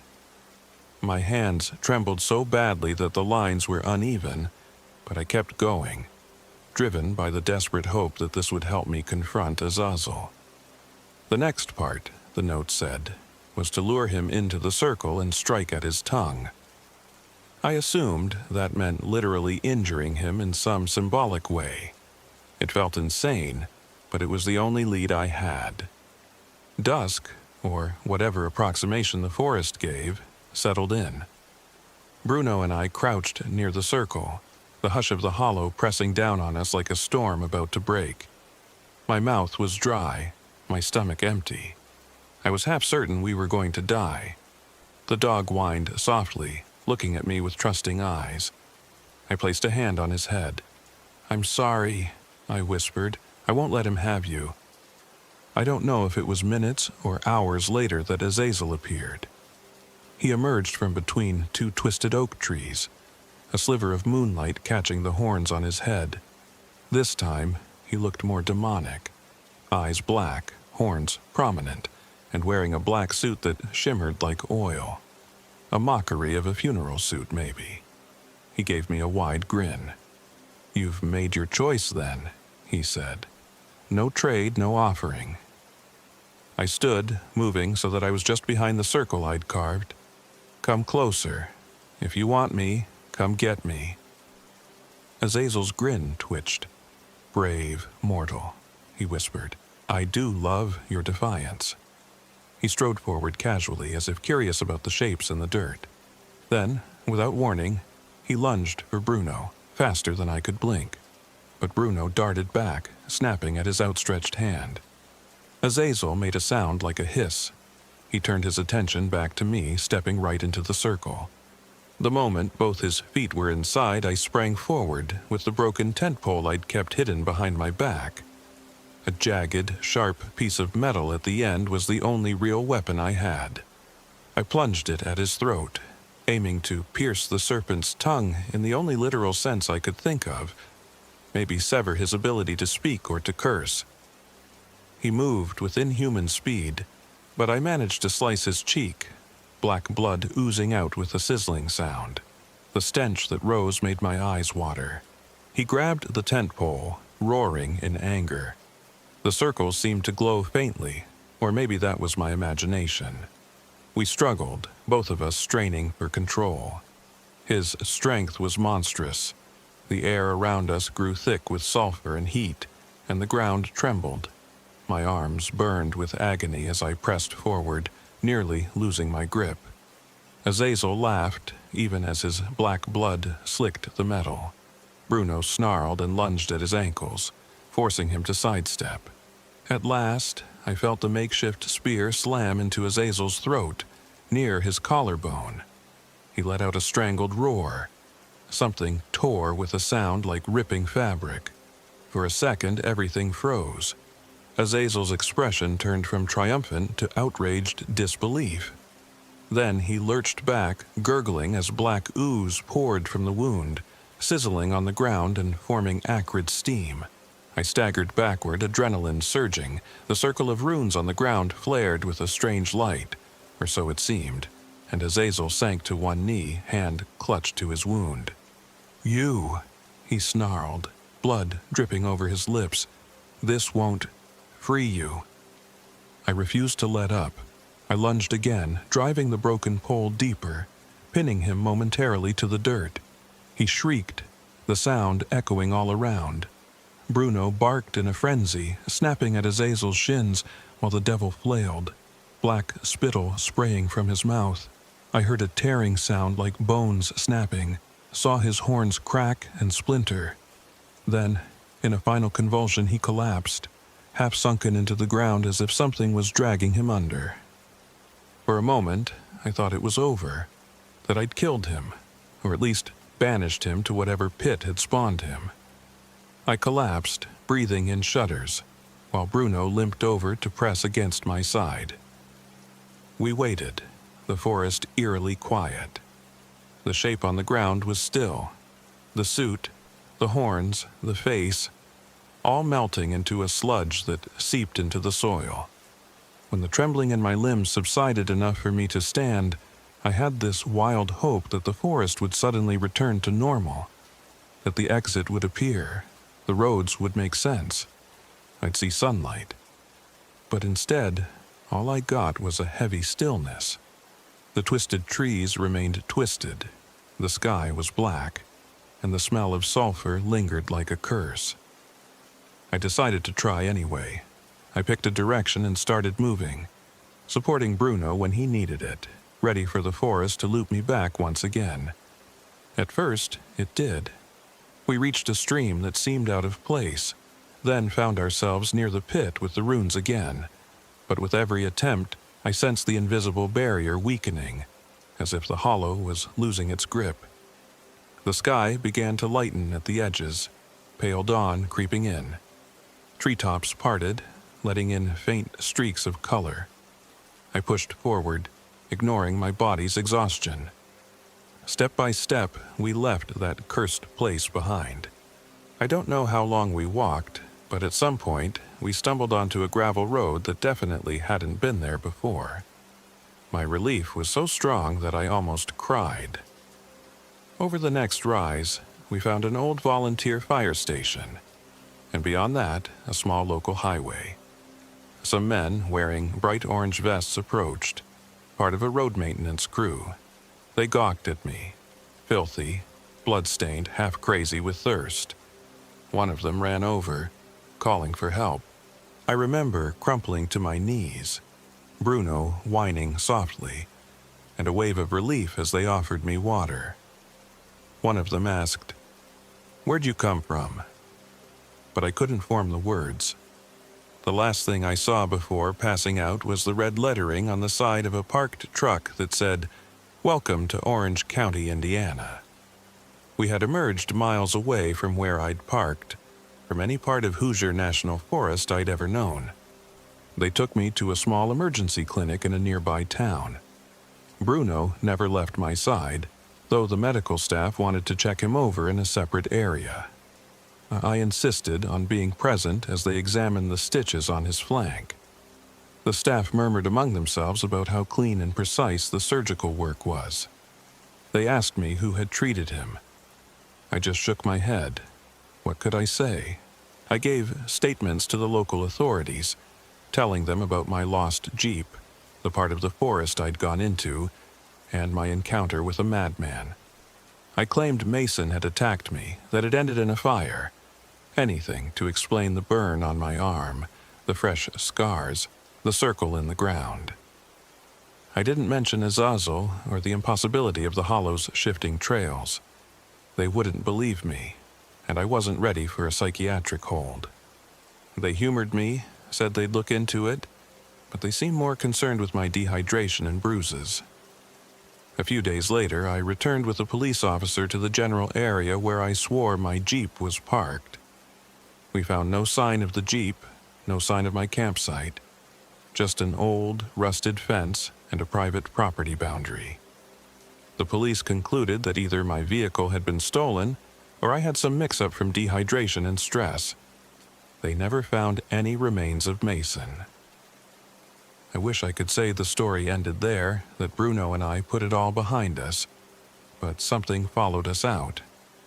At home, I tried to review my camera's memory card. Many of the shots were corrupted. The few that remained were horrifying.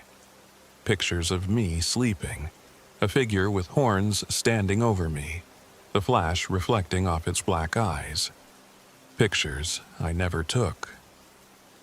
Bruno's eyes sometimes look different now, especially when he gazes at me for long stretches. He doesn't blink as often as he should. Some nights he stands by the door as if guarding me against an intruder I can't see. Occasionally, in the quiet moments, I hear a laugh. A soft, echoing laugh like Azazel's, lurking in the corners of my living room. I tell myself it's just my mind playing tricks, but each time I do, I feel a twinge in the scar on my arm where the demon's black blood splashed me. It burns. I used the insurance payout to buy a new camera. I tried to start working again, even posted a few nature shots, but every photo has something off in it. An odd shape in the background, a twisted silhouette in the corner, eyes peering from behind a tree. My followers online just think it's a cryptid hoax or a weird photography trick. I know better. Friends and neighbors ask what happened to me. I don't talk about Hoot Owl Hollow. I can't. Even if they believed me, the words alone bring back that smell of sulfur, that green flicker in the fire, that snaking feeling that time was unraveling around me. Some nights, I wake up with my sleeping bag unzipped from the inside, even though I don't use one anymore. My door is locked, but footprints appear in the hallway. I try not to think about the forest, or about how I crippled the devil by stabbing him through the throat, because sometimes in the dark, I see a shape standing in the corner of my bedroom, horns twisted, black eyes watching me. And I wonder if I truly left him pinned to the ground back there, or if I just let him in. That's why I say this. If you ever see a battered sign reading, "Hoot Owl Hollow, no trespassing," turn around. Don't go in. If you see a tall figure with horns wearing a friendly face, run. And if you find yourself in that place where the maps don't match and time bleeds, leave everything behind. Because no matter how strong you think you are, if you stay, if you hesitate, he'll find out what you love most, and he'll make you choose. That's the curse of Hoot Owl Hollow. That's how he keeps you there, forever wanting, forever afraid. I escaped, but a part of me is still trapped in those trees, in that ring of runes around a dark pit of bones. Azazel gave me time to reconsider, and every day I can feel him waiting. Every day I dread the moment when I hear his voice again, and wonder if I'll finally break.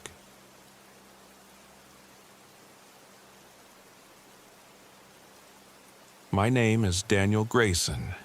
I'm 29 years old, and this happened in September of 2022, deep in the Charles C. Deem wilderness of Hoosier National Forest, Indiana. I need to say, right off the bat, that I'm not a soldier or a survival expert. I'm a graphic designer. I grew up in the suburbs of Indianapolis, and the closest I'd come to off-grid living was tinkering with half-baked YouTube bushcraft hacks when I felt stir-crazy in my apartment. I mention that because some people seem to think I must have been in the military to survive what happened. I wasn't. If I'd been better trained, maybe I wouldn't have lost so much. I decided to take a solo trip into Hoosier National Forest to clear my head. At the time, I was reeling from two huge stressors: the untimely death of my brother Kyle 6 months earlier, and the creeping dread that my tech-based career was eating me alive from the inside out. I'd had a meltdown at work, nothing dramatic, just me stuck staring at a half-finished logo design at 3 a.m, feeling my pulse throb behind my eyes, telling myself that if I didn't get out of the city, I'd do something rash. It was as though my brain had become static, so I took a leave of absence. I'd never done a solo trek quite so deep before, but I had my black lab mix, Cooper, as moral support. That dog was a gentle giant. He'd carried me through Kyle's funeral, licking away tears and forcing me out for daily walks. What better companion on a lonely forest expedition than a dog who lived for chasing sticks and sniffing new trails? I wish I'd known then how twisted things would become. Maybe I'd have spent those last few normal days with Cooper safely at home. I planned my hike carefully, or so I thought. I read up on the Charles C. Deem wilderness, especially around Hickory Ridge Lookout Tower. I had detailed maps, a new GPS, plenty of dehydrated meals, and a top-of-the-line tent. The Hoosier National Forest was well documented. There were known trails, designated campsites, decent signage.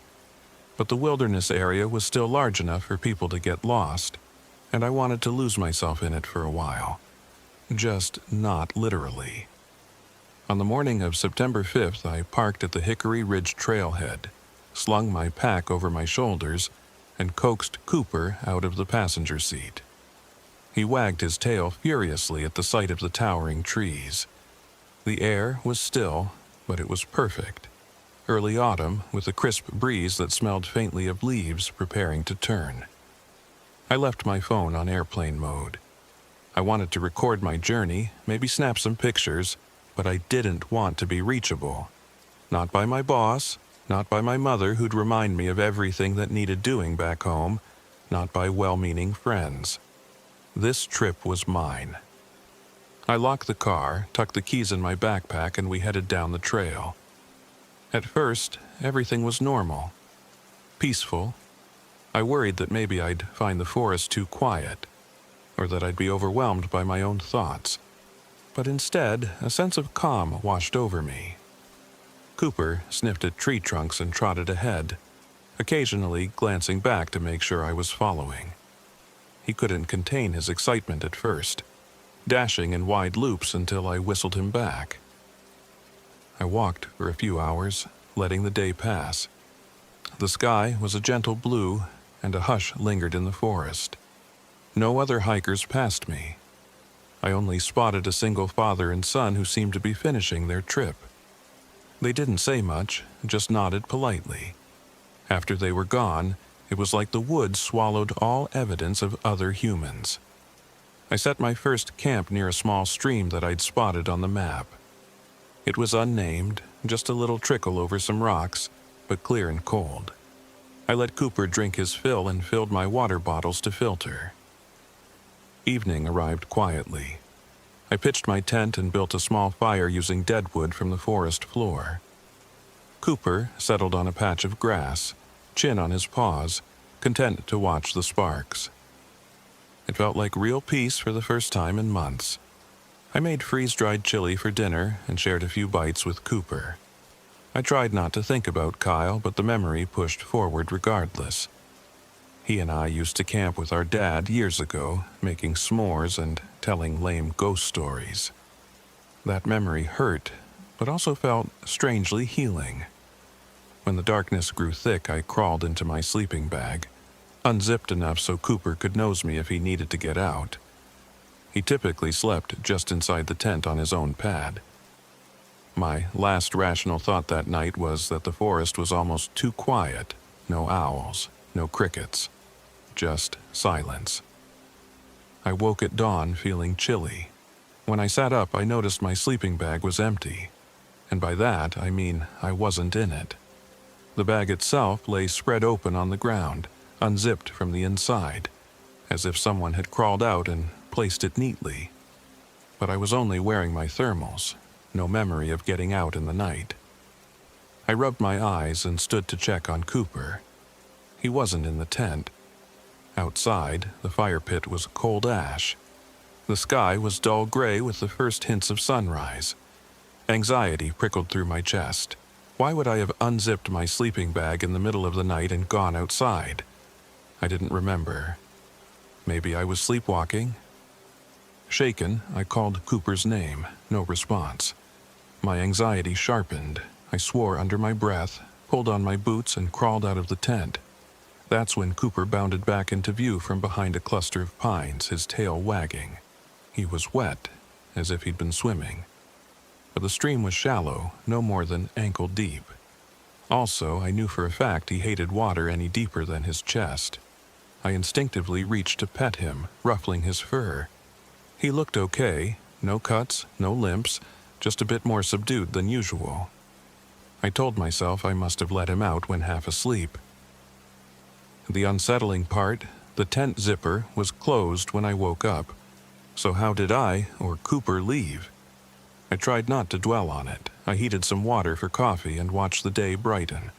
The sky was still strangely void of birds, no chirping or flapping overhead. Cooper occasionally turned his ears toward the trees as if he heard something. But every time I looked, I saw only branches swaying. I told myself that maybe the wildlife was just quieter, or I was unaccustomed to the hush of a forest that big. The plan for day 2 was to keep hiking north. My map showed a fairly direct route along a ridge that curved around a small lake, then reconnected with the main trail. I wanted to see the lake for myself. As Cooper and I walked, it became apparent the terrain wasn't matching what the map indicated. At first, I chalked it up to inexperience reading topographical lines. But after 2 hours, I found a clearing with a large, downed log that I didn't see on the map. I double-checked coordinates on my GPS. The screen just blinked. Searching in red. No matter how many times I reset it, the device refused to lock onto satellites. Fine, maybe the tree canopy was too thick. That was the first time I felt real panic. I recognized how stupid it was to rely too much on technology. Reassuring myself, I dug out the physical map, oriented it with my compass, and pointed us toward the lake. The compass needle was jittering. I tapped it. It would pause on north, then spin halfway in another direction. I told myself it was cheap or defective. I'd read that electronics or metal deposits in the ground could screw with compasses, but I had a sour taste in my mouth. I thought, no big deal, I'll do the old school method, follow the sun's path. I could at least figure out east and west, it wasn't rocket science. So that's what I did. We hiked for several hours, stopping occasionally to check for signage or distinct landmarks. Late in the afternoon, I came across a carved message in a tree trunk. Leave or become. It was written in jagged letters at eye level. The carving looked fresh, the wood still raw with sap. Cooper sniffed it and let out a short whine. Goose flesh prickled on my arms because it felt aimed at me. I hadn't seen another living soul that day, yet here was this cryptic note. I walked on, shaking off the weird vibe. By dusk, I admitted I was lost. No sign of the lake, no sign of any official trail markers. My GPS and compass were useless. I saw no place that looked promising for a campsite until I heard the trickle of water again. Hoping it was a different stream, I followed the sound. But when I arrived, I recognized the spot. It was the exact same nameless stream where I'd camped the night before. The stacked stones I'd used to build a small cooking stand were still there. It made no sense. I'd spent hours traveling north, yet somehow ended up back at the same location. Frustration made my chest feel tight. I dropped my pack and let out a curse that echoed off the trees. Cooper just watched with that tilt of his head. I looked up at the fading light and realized night was falling. Fine, I thought. I'll make camp here again. Tomorrow morning, I'll figure this out, reevaluate the route. Maybe there was a different path or my map was outdated. As I set up the tent, Cooper kept cocking his head like he was hearing something. Twice, he took off behind a patch of thick brush. Each time, I had to call him back. When it was properly dark, I built another fire. At first, it crackled normally, but then, very briefly, the flames flickered green. I tried to rationalize it, maybe copper or some chemical in the wood. Still, it was unsettling to watch. I can't say exactly when I noticed the forest around me was silent, but it hit me like a punch. Usually you can hear insects or leaves rustling, sometimes bats squeaking overhead. But there was nothing. The complete absence of noise pressed in. I stared at Cooper, half expecting him to bark, but he kept close to me, almost protective. Nervousness built. I clenched my fists around a half-burnt stick, listening for anything at all. My ears actually began to ring in the quiet. Suddenly, from the darkness, I heard a voice whisper my name. Daniel. It was so soft that for a second I doubted my own ears. Then, from the opposite side of the camp, the same whisper, Daniel. My heart seized. Cooper's snapped his head up, hackles rising. I had no illusions. I wasn't hearing the wind. That voice had spoken in hushed, almost playful tones, using my name. Nobody knew I was out there, at least not exactly where. I yelled, "Who's there?" No answer, just that crushing stillness. I took out my flashlight, shining it around the perimeter of the camp. The trees looked normal except for one trunk that seemed scratched or scarred. As I watched, something moved behind it. A flicker of motion, just enough to see an outline. It was tall, shaped like a person, but elongated. My beam caught what might have been a face, though it vanished so fast I wasn't sure. I called out again, my voice trembling. "Hello?" There was no response. Eventually, I convinced myself it was my imagination and retreated to the tent, though I kept the flashlight within reach. I crawled into my sleeping bag, leaving the flap partially open so Cooper could go in and out. My heart kept pounding. Sometime after midnight, exhaustion overcame me. I woke to pitch darkness. No firelight, no moonlight, and something was dragging me by my ankles out of the tent. I felt the ground scraping my shoulders. I screamed, thrashing and kicking. My boots weren't on. I'd taken them off before bed, so my feet hit something soft and then my hands found wet fur. It was Cooper. He was tugging me, but not aggressively, more like he was trying to pull me out into the open. Panic jumbled my thoughts. I scrambled to get my bearings, clinging to Cooper's collar as I tried to get upright. My flashlight was gone. I fumbled around, every hair on my body standing on end. Cooper whined, then growled. I snapped, "Coop, what the hell?" He let go. The forest was so dark that I couldn't see more than a vague silhouette of him. Something rustled behind the tent, and my stomach clenched. I realized Cooper was trying to pull me away from the tent, maybe to protect me from something inside. We both froze. A low hiss, like compressed air escaping, came from just beyond the tent's far side. Slowly, I reached for the flap to yank it open and shine my phone's flashlight mode. But I still had to find my phone. My breath hitched. I'd left it next to my pillow. If I wanted it, I'd have to go back in. Summoning courage, I inched closer to the tent door, patting the ground until my fingers closed on the phone's cold metal casing. I pressed the power button. The screen stayed dark. I pressed it again. Nothing. Dead. I must have left it on all day, or something drained the battery. Great. That hiss came again, only it sounded more like a voice, softly sucking air through teeth. I couldn't stand it. I thrust my hand inside the tent, groping for the flashlight. My fingers caught the plastic handle. I clicked it on. A halo of light cut the darkness. At first, I saw nothing but the nylon interior. Then, I heard a scuttling noise to my left. I yanked my head around, shining the flashlight beam wildly. Nothing. Everything was empty. The tent was partially caved in from me being dragged out, but no one was there, just the silent trees beyond.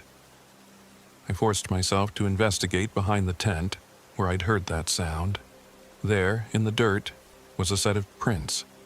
Not quite human. They were elongated, with what looked like a single large toe or claw, trailing away into the dark. I stood trembling and realized I was covered in cold sweat. Cooper whimpered softly, pressing against my leg. We were alone now, it seemed. That night, I barely slept. Once the sky lightened, I resolved to get the hell out. There was no reason to continue a nature retreat if someone, was stalking me. But as soon as I started to break camp, I discovered my large backpack was missing. It had been outside the tent with most of my gear, cooking pots, water filter, half my food. Now gone. I scoured the area, found footprints that weren't mine, but they vanished into rocky ground. No sign of the pack. Furious and scared, I turned to the tent to at least gather what was left. That's when I realized everything inside smelled foul, like decay. My sleeping bag was still there, but the fabric was damp and reeked as if it had spent days in a swamp. My leftover meals had turned green and fuzzy overnight, which seemed impossible. Those were supposed to be good for years. Even my water bladder, sealed and purified, was thick like congealed soup. Useless. It was as though everything rotted in a single night. Fighting gag reflex, I yanked what salvageable items I could. That basically boiled down to my phone, my flashlight, and a small first aid kit in my jacket pocket. I still had a half-full water bottle from the night before that I'd kept inside the tent with me. Cooper still had some kibble in his collapsible bowl. At least there was something. My plan was now very simple. Walk out of here. If it took me all day, fine. If I had to navigate by the sun, so be it. By mid-morning, the sun was overhead. I marched south, reasoning that if I followed the southern route, eventually I'd cross a known road. My phone was dead, but I had a battery bank tucked in a pocket of my hiking pants. I plugged the phone in. No response. The phone's battery icon refused to show. My GPS was also in that lost backpack. Cooper padded alongside me, occasionally sniffing the air. Twice, he bristled and let out a low growl. Each time I whirled around, flashlight in hand, but saw nothing. After hours of walking, I found something that made my stomach drop. The same clearing with that same downed log from before. At least, it looked identical, with the same ragged root system jutting into the air. I paused to check the area. Sure enough, I spotted footprints near the log. My footprints from earlier. Somehow, I'd come full circle again. Logically, it made no sense. I'd been walking in as straight a line as possible. My compass still spun if I checked it, but I refused to rely on it now. I'd used the sun, tracking it across the sky, making sure to adjust each time it moved. Yet, here I was. On edge, I turned around to see Cooper standing stock still, ears pinned back. He was staring at something behind me. I whipped around, raising my flashlight out of reflex, even though it was daytime. At the edge of the clearing stood a figure. It looked like a man, maybe my height, wearing a torn jacket. But the face, it wasn't quite right. The proportions were off. Then it stepped forward. I saw my own face staring back at me. A perfect, if slightly warped, copy of me. The mouth twitched crookedly, and the eyes didn't blink. Cooper barked. The figure cocked its head, as if trying to remember how to move. I stumbled backward, heart hammering against my ribs. "What do you want?" I shouted, voice shaking. The thing parted its lips, and the sounds that came out were distorted, like a recording played at half speed. "Daniel," it whispered, warping my name in a guttural tone. I nearly dropped the flashlight. Adrenaline spiked. I did the only thing that came to mind. I scrambled away with Cooper at my heels. The figure didn't chase us. I heard no footsteps. Just that eerie, mocking voice echoing through the woods calling my name in a staccato series of whines. Running blindly, I almost twisted my ankle on a rock, but forced myself to keep upright. My lungs burned, but I didn't dare slow down, not until I was sure I'd put enough distance between us. When we finally stopped, both Cooper and I were panting. My mouth felt parched. I forced down a small gulp of water from my remaining bottle, giving some to Cooper. The day was hot, the forest oppressive with humidity. My mind was reeling. I was in too deep with something I couldn't comprehend. This wasn't a normal human or a wild animal. That evening, with no real plan, I desperately searched for a place to sleep. I doubted I'd even manage more than a nap. Every large tree looked ominous. Every rustle in the undergrowth made me jump. Eventually, I found a rocky overhang. It wasn't exactly a cave, but I could at least wedge myself in and have some cover. I scraped together some dry branches to build a small fire. In the gloom, the flames refused to catch for the longest time. Finally, the tinder sparked, but the resulting fire gave off a pungent odor. It never truly roared like a normal flame, more like a faint, flickering torch that barely lit the small space. I fed it more branches. The shadows around me twitched in the flicker, and I worried they were alive. Cooper shivered at my side. I checked him for injuries, but found none. He wouldn't lie down. He just stared outside into the blackness of the forest. Again, there were no nighttime sounds, as if the forest was waiting. My eyes burned with exhaustion. I drifted between dozing and snapping awake at phantom noises. At one point, I heard Cooper get up. In a half-asleep haze, I thought he was stepping out to relieve himself, but when my eyes snapped open, I saw him vanish into the tree line, as if pulled by an invisible rope. I lunged to grab his collar, but he was gone. Panicked, I scrambled onto my feet, brandishing my flashlight. "Cooper!" I shouted, voice echoing. No answer. I rushed outside, scanning left and right, but I saw nothing but ghostly trees. Desperation took over. I yelled his name over and over, stumbling through the undergrowth. I must have spent an hour flailing around, calling his name. Eventually, a sinking dread took root. There was no sign of him. The forest remained dead silent. My dog, my last bastion of sanity, was gone. I felt tears well up, stifled by pure terror. I went back to the overhang, feeling hollow. There was no more rest for me.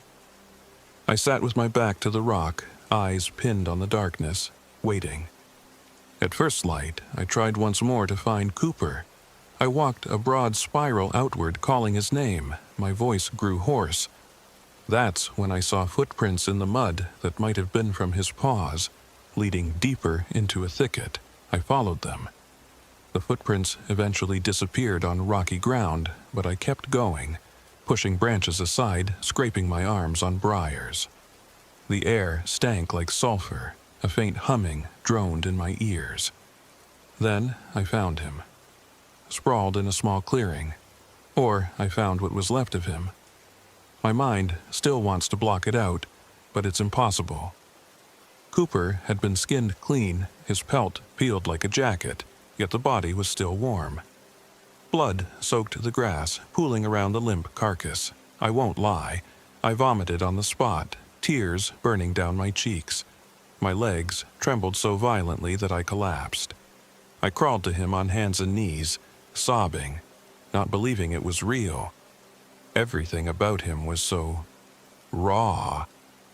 I'd seen gore in movies, but seeing my best friend like that, there are no words. I reached out to touch his head, but I only felt muscle and bone, the blood tacky on my fingers. My grief quickly turned to fury. Whatever had done this was still out there. In a sickening flash, I realized Cooper's collar was missing too, almost as if it had been removed or taken. I forced myself to my feet, cradling my flashlight like a useless weapon. I swore I'd kill the thing that did this. That vow helped me stand, it helped me breathe. As I stood, I sensed movement behind me. I spun and saw a shape step out from behind a tree. It looked like Cooper, fur and all, wearing his collar. My mind reeled. I stared at the still bleeding body at my feet, and I looked again at the shape.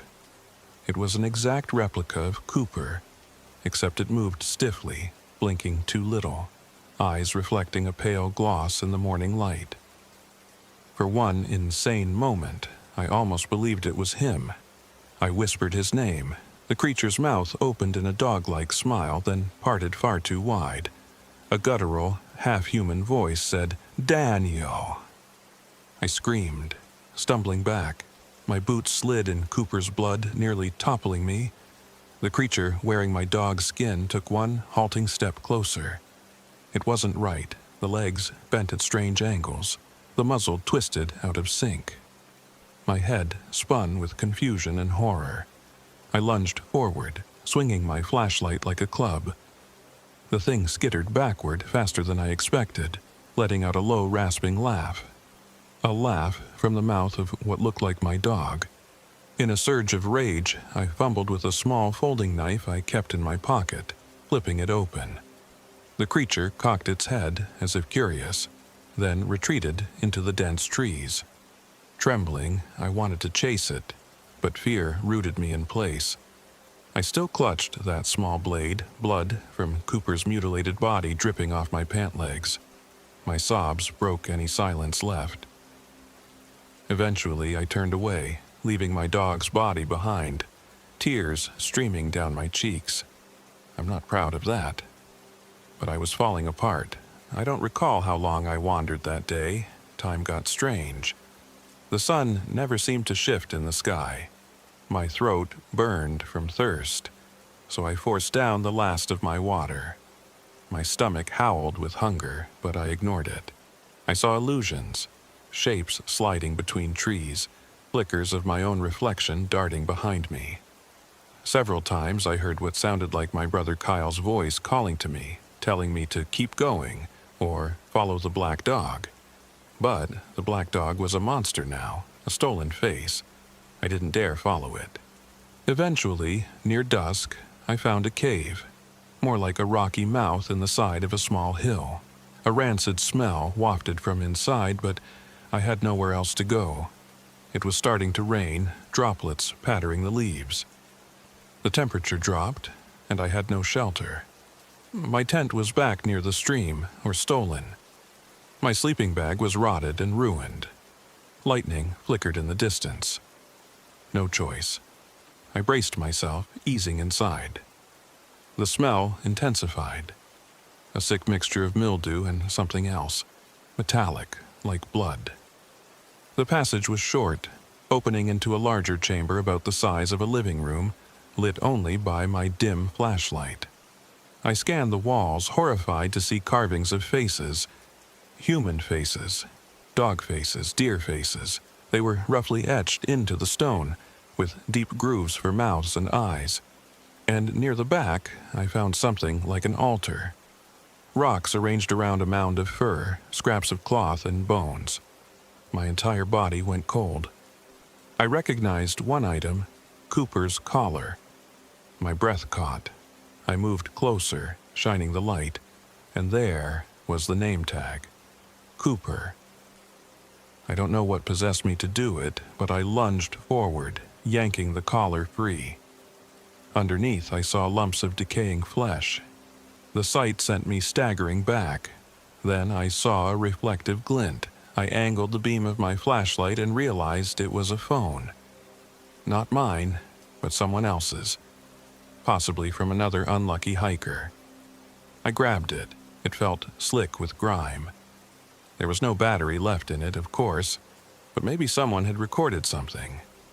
In that moment, I also spotted a half-buried backpack with a torn strap. Maybe I could salvage supplies. My heart hammered, but survival instinct kicked in. I knelt and rummaged. The stench was overpowering. I gagged. Inside the pack, I found a battered water bottle, almost empty, but the water seemed relatively clean. There was also a soggy first aid pouch and a lighter. The latter alone was a godsend. I shoved them into my jacket pockets. Another flash of lightning illuminated the mouth of the cave. The storm was intensifying outside. I could hear howling winds.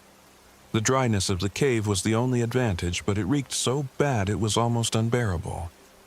I steeled myself, preparing to hunker down at the entrance, when I heard a voice deeper inside the cave. It called my name. My brother's voice again, calm, almost soothing. "Daniel, you have to follow the black dog." I spun, shining the flashlight at the back wall.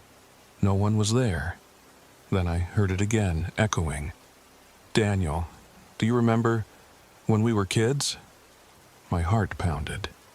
It felt like my brother was in the cave with me.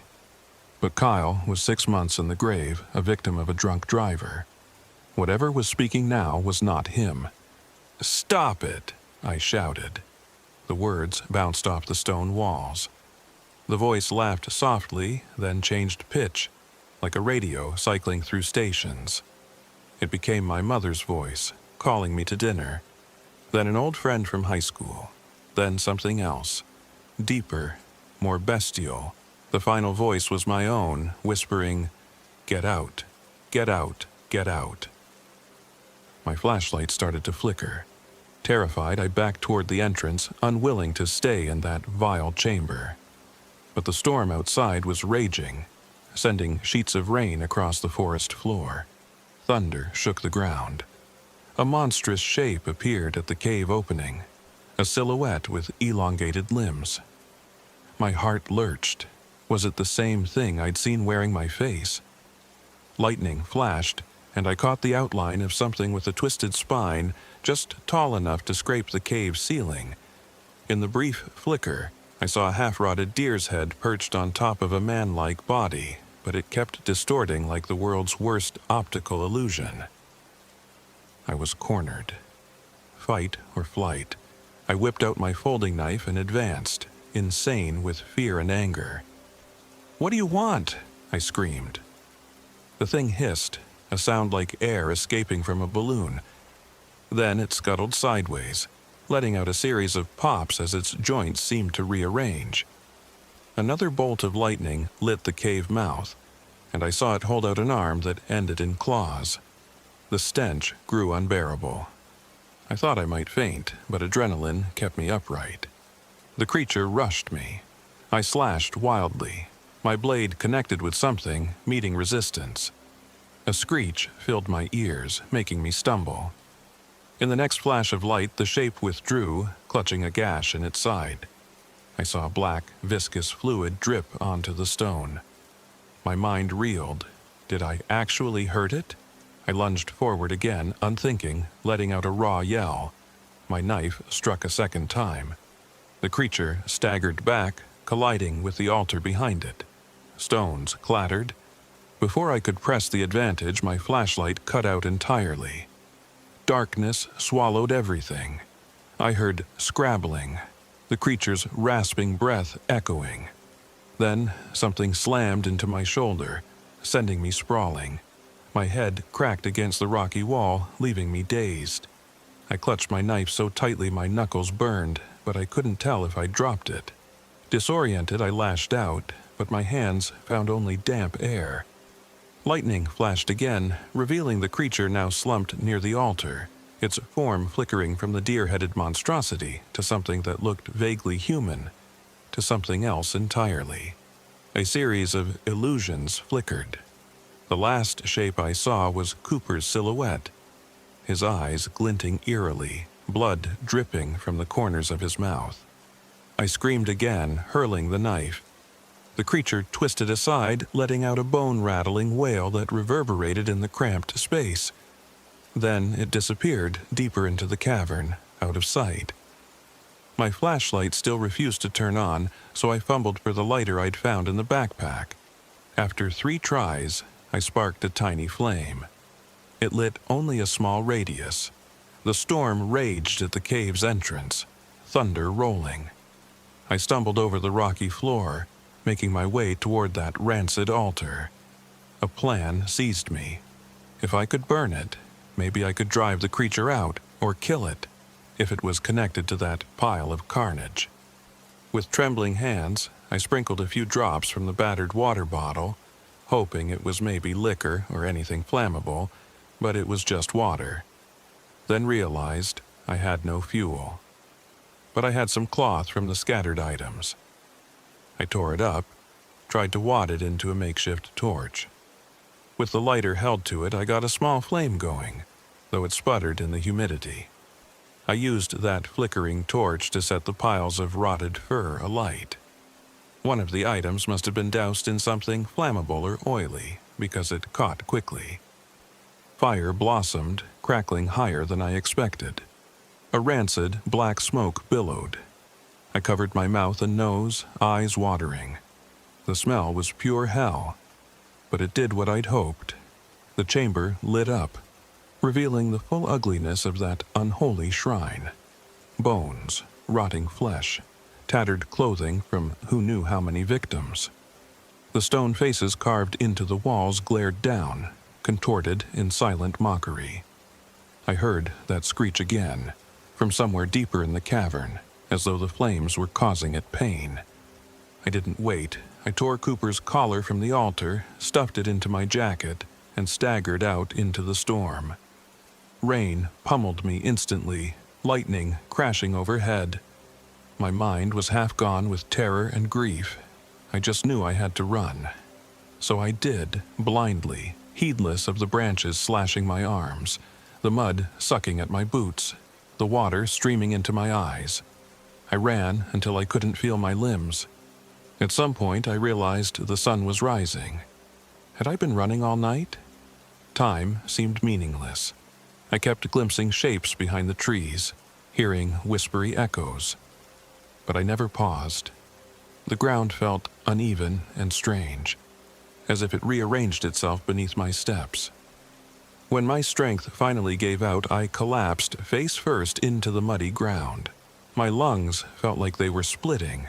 My entire body shivered from cold and fear.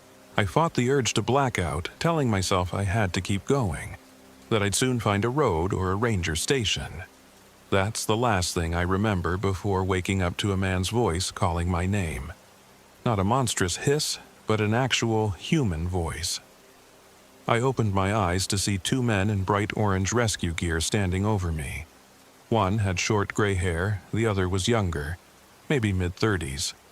I blinked, not believing it at first, convinced it was another trick.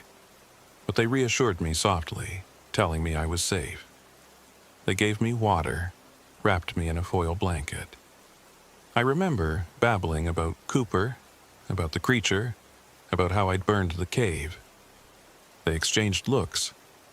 Eventually, the older one crouched and said, "Son, you've been missing for 2 weeks." The statement shattered me. I'd only been in the forest for what I believed was a handful of days, maybe 5 at most. They insisted a report had been filed when my car was found abandoned at the Hickory Ridge parking area for over a week. They searched, but never found a trace of me, until now. I broke down, sobbing from a mix of confusion, relief, and unresolved trauma. I demanded they search the cave for Cooper's remains. They said they'd send a team, but I think they chalked most of my story up to delirium.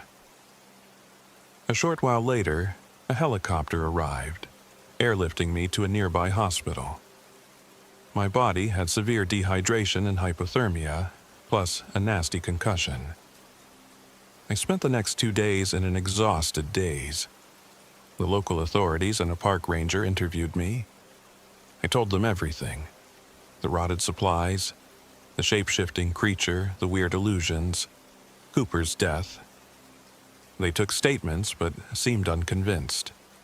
They blamed wild animals or a possible bear for the dog's disappearance, maybe a hallucination caused by exposure and fear. The only thing that gave them pause was the large cut on my scalp and the fresh gouge in my shoulder, which couldn't be explained easily. I tried to convince them to search deeper to check the cave. If they did, they never told me the outcome. I was told to focus on recovery. In the end, I left the hospital with no closure. My dog's body was never found.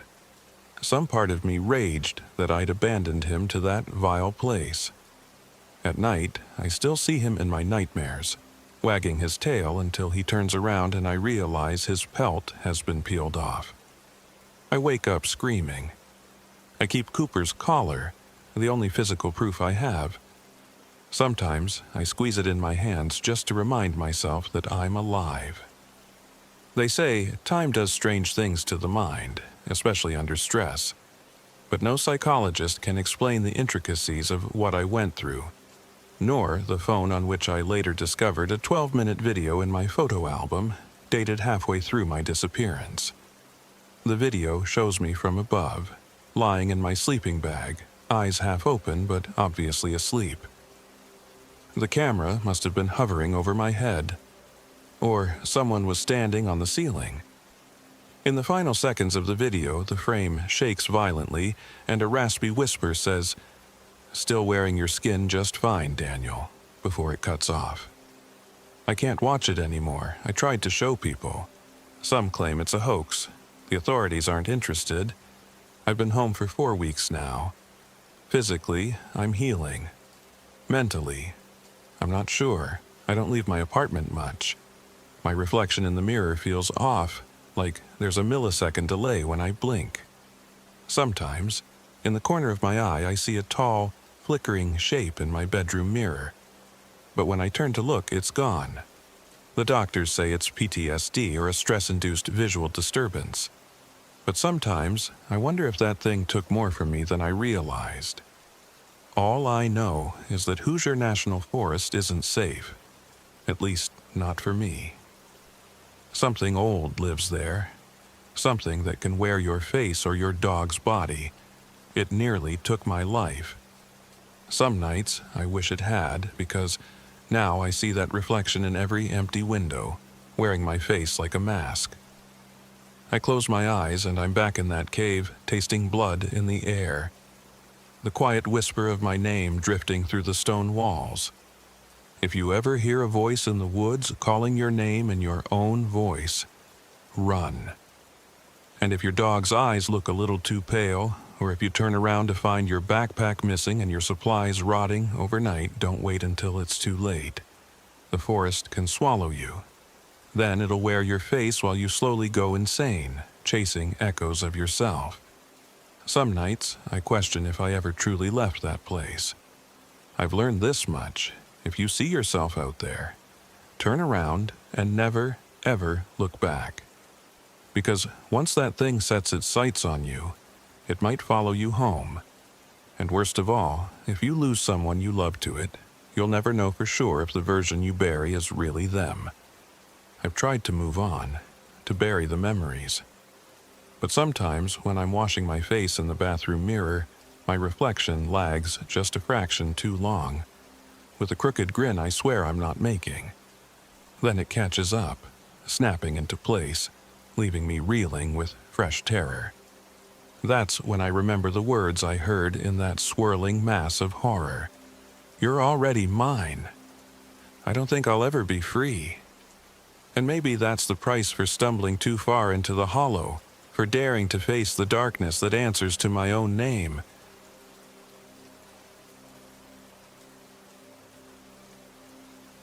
My name is David Cole. I'm 32 years old. This happened in October of 2021, deep in Hoosier National Forest, near a little-known place called Sycamore Hill Trail. Every time I try to explain what occurred, I feel I'm watching someone else's memories, like I couldn't possibly have lived through it myself. But I did, and the evidence still lingers in the sketches I can't stop drawing, in the nightmares I can't wake from, and in the daydreams where I hear unnatural voices calling me back. I hadn't planned on being gone so long. Maybe just a weekend of camping with my German Shepherd mix, Ranger. I was no survival expert, but I'd done enough day hikes and overnight trips to feel confident. Truth be told, I needed a break from my regular life. I'm a freelance illustrator, and work had been slow. Bills were looming, my relationship of 5 years had ended a month prior, and my mind was an overworked treadmill of stress.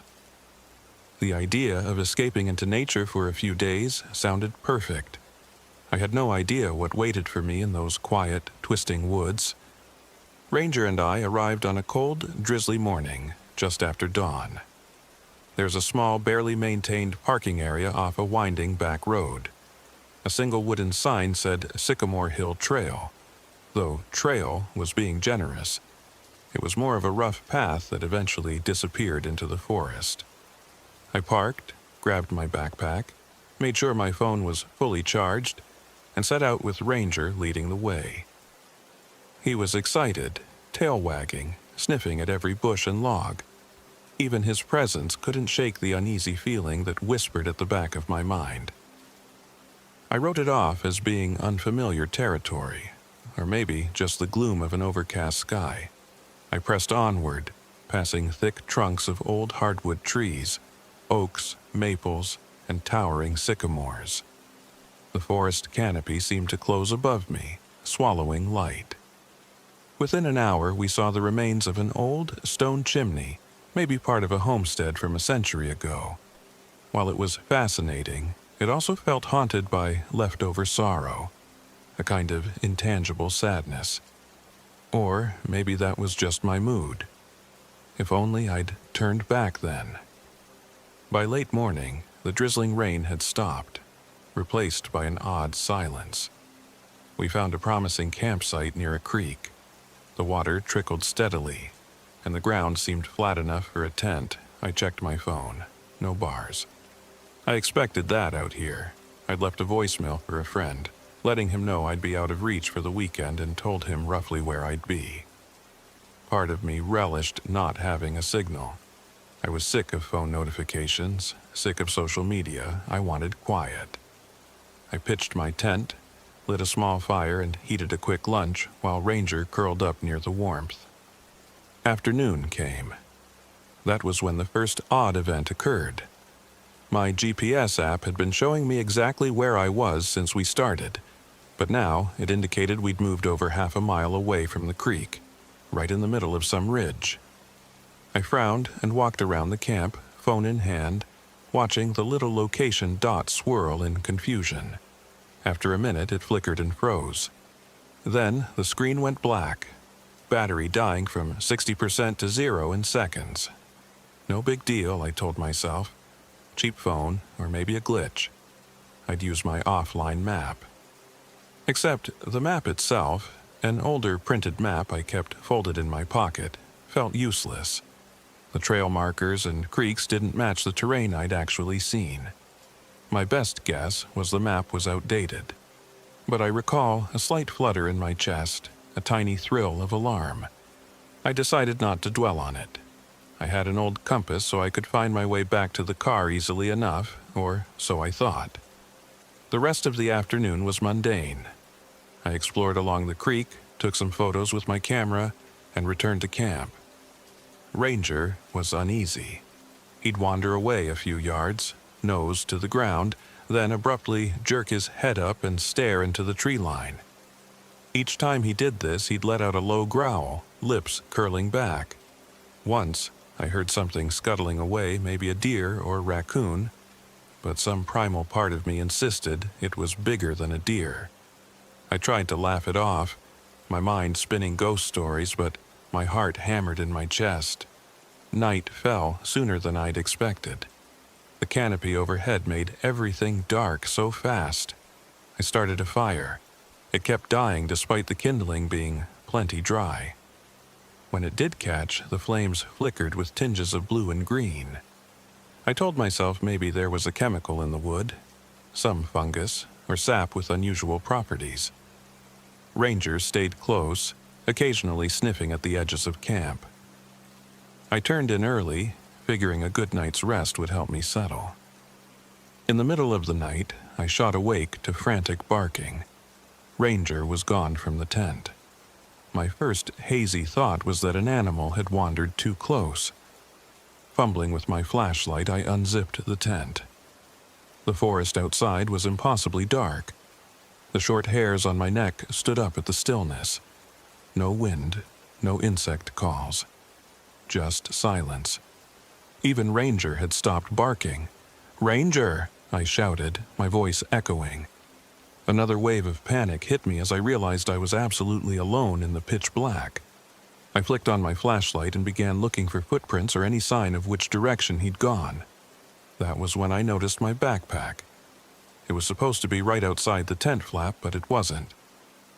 I finally found it up in the branches of a tree about 20 feet away, dangling like a child's lost balloon. My heart seized. How would it get up there? There were no claw marks on it, no sign of a struggle. I was starting to feel the edges of a nightmare creeping in. Or so it seemed. When I managed to retrieve the pack, I discovered that some of my supplies, instant oatmeal packets, a couple of sealed protein bars, were damp and already rotting, covered with a slick, gray mold. I'd checked them earlier in the day. They were fine. Alarmed, I threw them aside. The darkness felt alive, a presence pressing in around me. Then came a bark. Quiet, strained. "Ranger!" I ran toward the sound, forging a crooked path with the flashlight beam slicing the dark. The forest seemed to warp, trees too close together, branches tangling overhead. The more I tried to hurry, the more the undergrowth tried to trip me. I found Ranger in a small clearing. Or maybe it found me. He was alive, thank God, but caked in a dark, sticky substance. At first, I thought it was blood. When I touched it, it was tacky, cold, and dark red, like partially dried sap. He whined softly, tail down, ears pinned back. I took hold of his collar and guided him back toward camp, or where I hoped camp was. The entire time I fought off the sense that the forest itself was silently watching us, that it might swallow us whole if we stopped moving. We eventually reached my tent. A wave of relief washed over me that it was still there, still real. The fire had gone out. I wanted to relight it, but my hands trembled. I finally managed to get some sparks going. The wood hissed as though protesting, but eventually caught. Ranger curled up, obviously terrified. I rummaged for my phone, still dead. My watch read 2:04 a.m., but when I glanced again, it read 2:18 a.m. I started feeling disoriented, like time was lurching forward in irregular bursts. I crawled inside the tent, my mind swirling with possibilities, wild animals, a bizarre tree disease, maybe a poisonous fungus in the area making me hallucinate. I told myself I'd figure it out in the morning, but I barely slept. Morning arrived with weird clarity, an abrupt shift from darkness to faint sunshine. I stumbled out to find the forest alive with bird calls and a breeze that swayed the branches. The air smelled sweet, but not in a good way, more like the metallic sweetness of old blood. Ranger needed cleaning, so I walked him down to the creek. As I scrubbed the dark sap from his fur, I noticed it was thick and congealed in places, almost like blood clots. But it had no real smell. In the creek, it floated in cloudy ribbons, drifting away. We returned to camp. I opened a can of dog food for Ranger, but he only sniffed at it, ears back. I forced some instant coffee into my system, trying to quell the sick anxiety roiling my stomach. I decided then that once we had eaten, I'd pack up and hike back out. A single night of weirdness was enough, but as we were finishing, I heard a voice. "Hello? Anybody here?" The voice belonged to a woman. Cautiously, I walked toward the direction of the sound. She emerged from the trees, wearing a bright orange jacket and carrying a backpack. She had short, dark hair, freckles across her nose, and bright, inquisitive eyes. "Oh, wow. Thank God. Didn't think anyone else would be out here," she said, smiling. She introduced herself as Mia Travers, 27 years old, a travel blogger focusing on hidden trails and local legends. She had come out here to get photos for her blog. At first, I was relieved to see another human face. She was friendly and talkative, entirely different from me, someone who thrived on conversation and new experiences. I told her about the weirdness that had happened overnight. She listened with serious interest. Instead of dismissing me, she seemed fascinated. I explained I planned to head back. She looked disappointed. "I was hoping to interview you for my blog, kind of a two hikers cross paths in the wilderness story," she said, half joking. I shrugged. "I'm sorry, but I had a rough night. I just want to get home." She nodded. "Of course. Actually, mind if I set up near your camp for tonight? I only just got here a couple hours ago. I parked about 2 miles east of here. I'm not done exploring, but I could at least keep you company for a bit." Her optimism was odd under the circumstances, but I thought maybe having a second person around would help me feel safer until I found the route back to the car.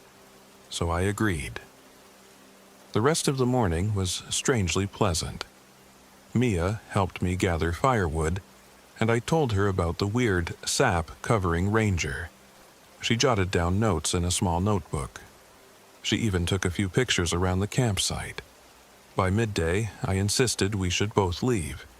She asked if we could wait until tomorrow, just so she could take some photos along Sycamore Hill Trail. "It might be my only chance before winter hits," she said. With a sigh, I relented, though everything in my gut screamed that staying one more night was a mistake. That afternoon, Mia and I explored up the creek. The path meandered through thick clusters of trees that blocked out the sun.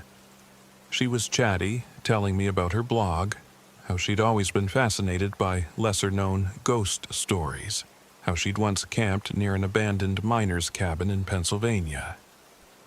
Meanwhile, I felt I was wading through a heavy fog of tension. Every twig crack, every rustle in the foliage put me on edge. We returned to camp near sunset. She built a small fire. This time, no weird colors, thankfully. We ate freeze-dried meals, told stories, hers about comedic travel misadventures, mine about how I needed a change after a rough breakup. I had to admit, it was nice to talk to someone. For a few hours, I forgot the horrors of the previous night. Then, around midnight, it started again. Ranger was dozing by the fire, and Mia had gone to get more firewood. After 15 or 20 minutes, I realized she hadn't come back. I shouted her name, got no answer. Dread slid its cold fingers up my spine. Remembering how I'd found Ranger last night, I worried something had happened to her. I grabbed my flashlight, this time bringing a spare set of batteries in my pocket, and began calling her name, scanning the area. 15 minutes turned to 30, then an hour. I tried not to panic, telling myself maybe she wandered off for a better vantage or got turned around. The forest was quiet as a tomb. Even the wind had died. Finally, I glimpsed a figure moving among the trees. Mia approached, carrying some sticks for the fire, but something was off. "Are you okay?" I asked, shining the flashlight on her face. She blinked, looking like she was coming out of a trance. Her eyes were glassy, her pupils huge despite the light. She smiled too long, a bizarre upturn of lips that didn't match the fear I expected. "Yes," she said softly. "I'm okay. Sorry it took me so long." Something was very wrong. Her speech was stilted, as if English were a second language she was trying to remember. I tried to help her put the firewood down. She let me do it, standing almost motionless. You said you had siblings," I said, testing her memory. Earlier she'd mentioned an older brother. Her gaze flicked to me, her pupils shifting unnaturally in the bright beam of the flashlight. "I don't have a brother," she murmured. Alarm bells went off in my head. That was exactly what she'd told me earlier, but it was the opposite of what she'd said that morning. This contradiction, her vacant stare, I was terrified. "Maybe we should get some rest," I said, uncertain how else to handle the situation. "We'll figure this out in the morning." She nodded mechanically, turning away from me without another word. My flashlight played across her face. Her lips curled into a weird, vacant grin. I didn't know what else to do, so I doused the fire with water, left a few glowing coals, and retreated to my tent with Ranger.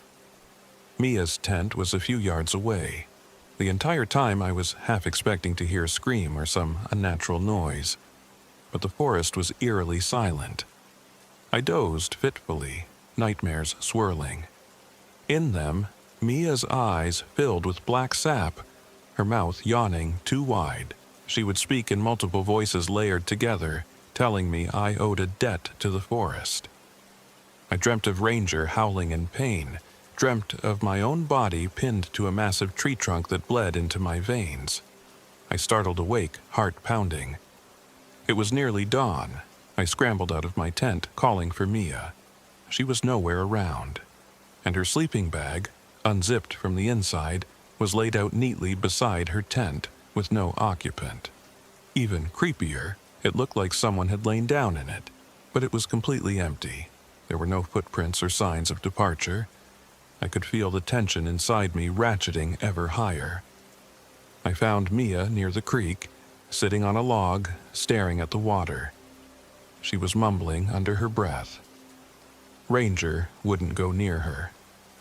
Usually he was friendly with everyone, but this time he let out a slight growl. "Mia," I said softly, "are you okay?" She looked up, her eyes focusing on me slowly, as though it took great effort. "Yes, of course," she murmured, voice dull. "Just enjoying the morning." A long pause.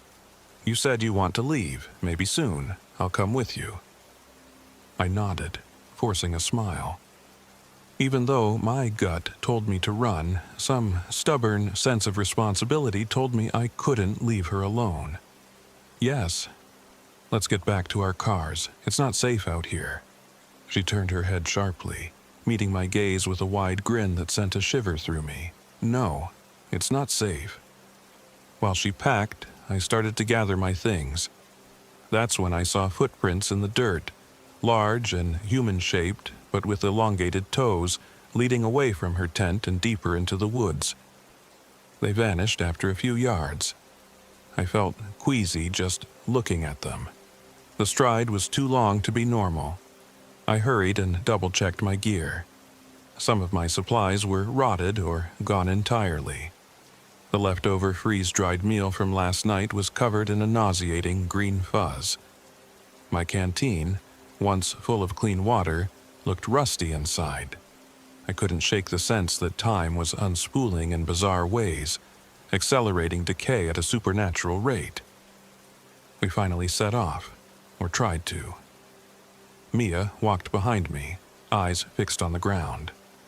We made our way north, or the direction I assumed was north, back the route I'd come from. Less than an hour later, the path twisted into unfamiliar territory. The area where the old stone chimney ruin stood was gone. In its place was a thick stand of sycamores. My compass needle twitched uncertainly, spinning every so often. I tried to keep calm, but each step forward seemed to lead us deeper into the forest, not out of it. The undergrowth thickened, forming a labyrinth of roots and creeping vines. Around midday, Mia abruptly said she wanted to rest. She seemed exhausted, but not in a normal way, more like her body was failing. I nodded and set my pack down. That's when my phone, which had been dead, lit up unexpectedly. The screen flickered, showing a date that was 2 days ahead of what I thought it should be. Then it crashed again, the battery icon reading 0%. I stared at the black screen, feeling a chill run through me. "David?" Mia's voice came from behind me, closer than I expected. I turned. She was right there, face inches from mine, eyes searching. "Yes?" I croaked. "Are you afraid?" she asked. A naive question, but her tone was chilling. Her breath smelled stale. "Of course," I said, feeling foolish. "We're lost. Aren't you scared?" She studied me with an unblinking stare. "No, not anymore." We trudged on for several more hours. Ranger's ears were pinned back constantly, a sign he was in a state of anxiety. He seemed reluctant to proceed, as if he sensed something I couldn't. The trees around us felt like they were changing positions each time I glanced away. The day's light never seemed to shift. It remained a dull, gray gloom overhead. Eventually, we came upon a small clearing. The ground here was covered with layers of fallen leaves, slick with that same dark red sap. A single enormous tree dominated the space, its trunk twisted, roots bulging out of the soil like knotted veins. From one of the thick branches, something dripped steadily. I stepped closer, unsettled by the color and consistency of the dripping fluid.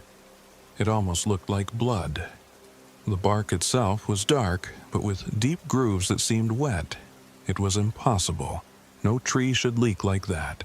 Ranger began whining, hair on end. Mia walked right up to the trunk, placed her palm on the bark. She inhaled deeply, her eyes rolling back momentarily, as if in ecstasy. "Mia!"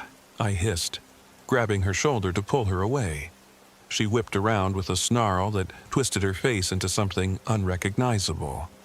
Then the expression was gone, replaced by her normal, bland stare. "I'm so tired," she said. Something in the clearing was wrong. I looked at the roots around the base of the tree. They were entwined with scattered animal bones, maybe deer or other woodland creatures. Some of the bones looked large, disturbingly large for deer. Each root shimmered with wet sap. The trunk itself glistened, as if it was pulsating with each drip of red fluid. My stomach churned, a deep primal fear telling me we needed to run. But the clearing was weirdly mesmerizing. The air felt thicker, heavy with a coppery smell. I tugged Mia's arm, trying to haul her away. She didn't resist. Her body was limp, as though half asleep. We retreated back to the forest's edge. Ranger followed, tail tucked. But once we reached the perimeter of trees, we realized the forest floor ahead was darker, twisting in a new direction. It didn't look like the same path we'd used to enter. The sky above was dimming. I swallowed, realizing we had no other option but to find a place to hunker down for the night. Running blind in the dark might be worse. We made a small camp about 100 yards from the clearing, in a spot where the ground was moderately level. I was on edge every second, scanning the shadows. Ranger sat close, ears perked. Mia stared into space. I built a fire, but it crackled ominously, spitting sparks in strange hues. "Maybe we can wait it out," I said, half to myself. "In the morning, we'll figure out where we are." Mia only nodded. I missed her previous chatter and friendly smile. She was like a shell of herself now. That night was an ordeal. I kept hearing rustling around us, soft footfalls or the crack of a branch. But every time I tried to pinpoint the source, it stopped. At one point, Mia rose and walked off into the dark. I jolted up, shining my flashlight. "Mia, where are you going?" She didn't answer. Her shape dissolved into the blackness. I wanted to chase her, but some instinct made me hesitate, like if I followed, I'd never come back. So I waited, breath locked in my chest. She returned an hour later, silent. I asked where she went. She said nothing, just sat near the embers of the dying fire. Then she turned to me with wide eyes and said, "The forest says you took its eyes. You owe it flesh." A shiver crawled up my spine. "What are you talking about?" I demanded. She stared into the embers, then repeated, "You took its eyes." She slowly turned to look at Ranger, who was trembling. I hardly slept. When I did slip into unconsciousness, the nightmares enveloped me. Twisting trees, dripping sap, howling wind that spoke my name. I dreamt of Mia's face turning to wood, her skin flaking to reveal bark underneath. I dreamt of a woman's voice chanting in the distance, and a menacing shape that looked half human, half animal. Upon waking, I found that it was still dark, yet my watch read 10 a.m., then 10 p.m., then it died. Time made no sense anymore. Sometime during that endless gloom, Ranger started whining. He stood, ears pricked, body stiff. I shone my flashlight around. Mia was gone again. Terrified, I got to my feet. "Mia!" I whispered. Ranger darted out into the darkness. This time, I followed. We navigated twisted paths, stepping over large gnarled roots that seemed to multiply underfoot. Eventually, I heard a voice, or many voices, chanting in broken echoes. The flashlight illuminated the horrifying source. Mia stood in front of the large, bleeding tree, her hands pressed to its trunk. Thick ropes of that red sap coated her arms. At her feet lay something that made my stomach lurch. Ranger was on his side, choking, his neck bent at an unnatural angle. Mia looked at me, her face contorted, eyes black as tar. "You took its eyes," she repeated. Then, with horrifying strength, she twisted Ranger's neck, snapping it. In that moment, the world collapsed. I heard myself screaming, lurching forward. She, or whatever was controlling her, shoved me backward with an impossible force. I hit the ground, the wind knocked out of me, tears streaming down my cheeks. Ranger's body twitched once more, then lay still. Mia's face was a blank mask. Her eyes were wide, swirling with shadows. She spoke in a voice that sounded like an entire chorus. "His eyes. You owe them." I scrambled back, certain I was about to die. Then something flickered at the corner of my vision. The forest itself, the twisting branches seemed to breathe. The huge tree behind Mia groaned, its trunk warping like muscle. My mind reeled, convinced I'd lost it completely, but a flicker of survival instinct told me to fight back. I grabbed a nearby broken branch, its jagged end wickedly sharp. Mia advanced, that alien grin stretching her lips. She lunged at me with inhuman speed, and I thrust the sharpened branch forward. It stabbed into her abdomen. She let out a shrill, layered shriek. When she staggered, I saw a horrifying sight. Instead of blood, thick sap dripped from the wound. She collapsed to her knees, keening. For an instant, her eyes cleared, and I thought I saw real fear. "Help me," she whimpered. Then a spasm tore through her body, and her face contorted again, the blackness returning to her eyes. She pulled away from the branch, sliding it out with a sickening squelch. I retreated, scrambling to my feet. I was shaking so badly I could hardly stand. She hurled herself at me again. I swung a thick piece of wood, connecting with her shoulder. Hearing a crack, she crumpled to the ground, face twisted in a scowl of pain. Or was it rage? The chanting voices in the air seemed to intensify as though the forest was screaming. At that moment, I noticed a canister of lighter fluid from my supplies had been knocked to the ground. In the chaos of the night, I'd grabbed it to keep the fire going. It lay about 10 feet away. I recalled a wild, desperate thought from my nightmares. Burn it. Burn the tree. If the tree was fueling this horror, maybe fire would destroy it, or break the curse, or whatever madness had infested these woods. Mia, or the thing inside her, was pushing herself up, sap still oozing from the wound. She turned her head, cracked her neck, her eyes locked on me. I dove for the canister, ripped off the lid, and ran toward the massive trunk. The sense of malevolence there was suffocating, as if something ancient and furious dwelled inside the bark. I doused the trunk with the fluid, soaking as much as I could in a wide arc. Mia let out a shriek behind me, charging forward. Just as I flicked my lighter, she crashed into me, knocking me to the ground. The lighter flew from my hand, landing a few feet away. The thick odor of lighter fluid burned my nostrils. She pinned my wrists, face inches from mine. I smelled rot on her breath. Her eyes were wide, black voids. "You took its eyes," the layered voices hissed, each word an echo.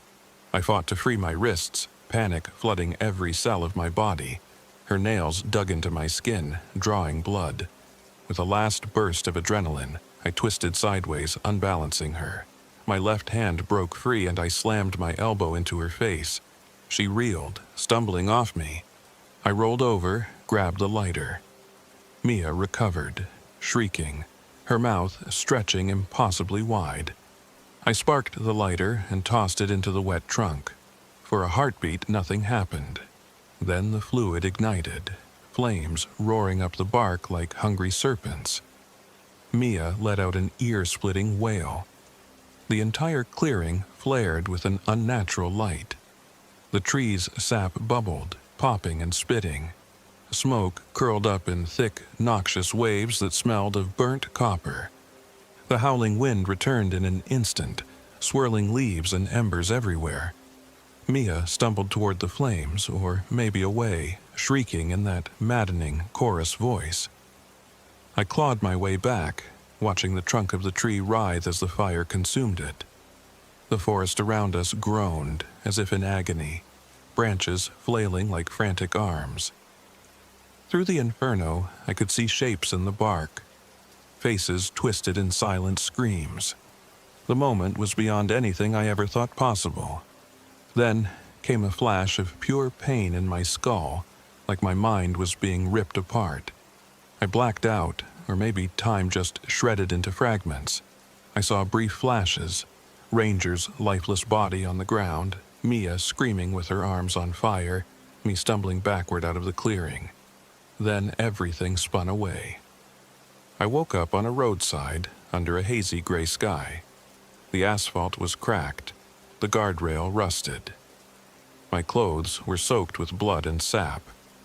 My hands were scratched and torn. I was clutching a broken tree branch that dripped with that dark fluid. Dizzy and half delirious, I staggered to my feet. My watch was smashed, and I had no phone.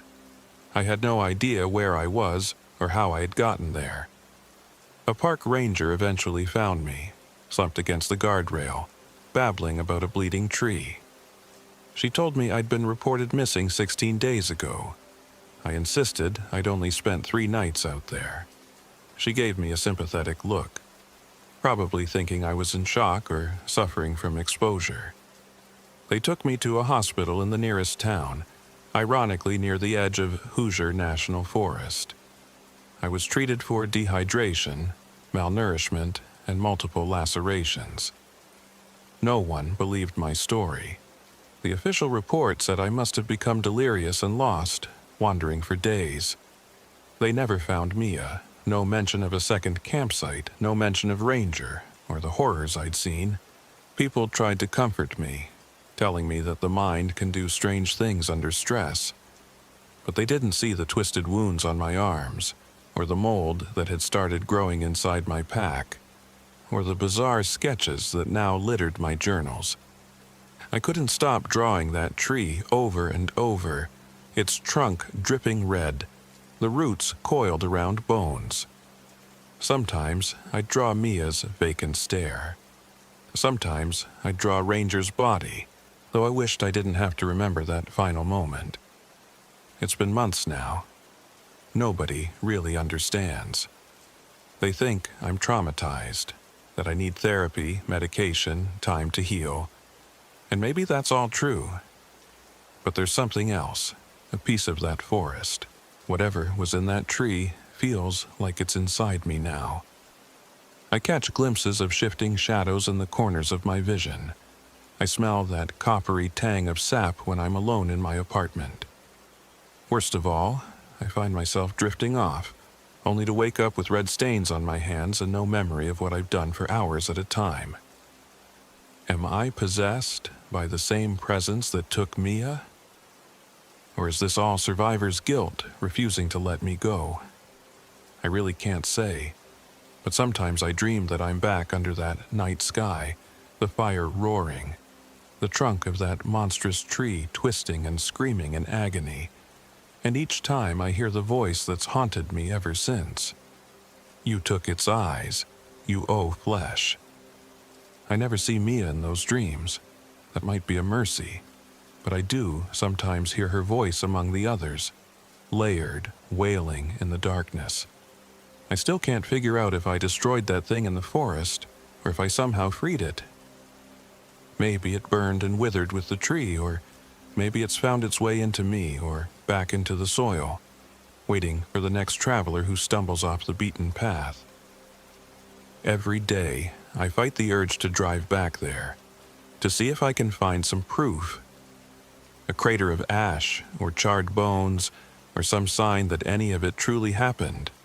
And every day, I fight an even stronger urge to run as far as I can in the opposite direction, to convince myself it was all in my head.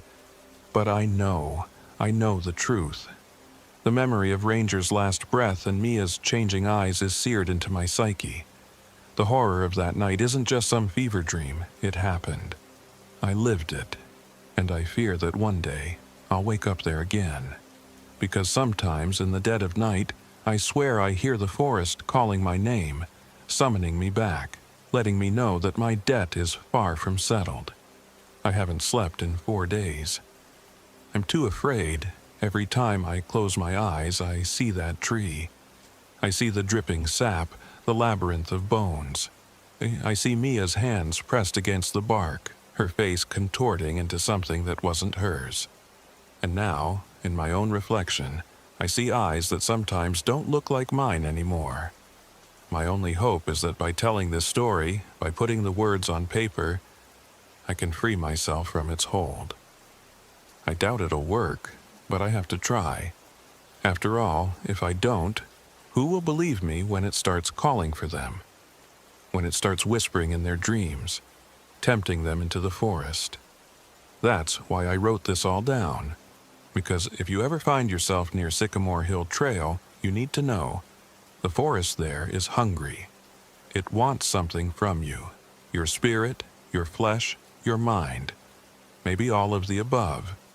And once you cross that threshold, once you hear that silent humming in the branches and taste that coppery tang on the air, it might already be too late. As for me, I try to keep busy. Sometimes I still illustrate book covers or do freelance designs. But each time I pick up a pencil, my hand draws the same image. The bleeding tree, towering high, with Mia kneeling at its base and Ranger lying still. This obsession won't let me go. I fear it never will. Maybe that's the price for surviving. Maybe the forest let me go on purpose so I could be its messenger. Or maybe I just got lucky. Either way, there's no comfort in my existence now. No sense of closure. Just a constant dread that someday, maybe tomorrow, maybe next week, or next year, I'll find myself standing at the edge of those woods again, and this time, there will be no escape. Because I owe it. I owe it eyes. I owe it flesh. And in the end, we all do.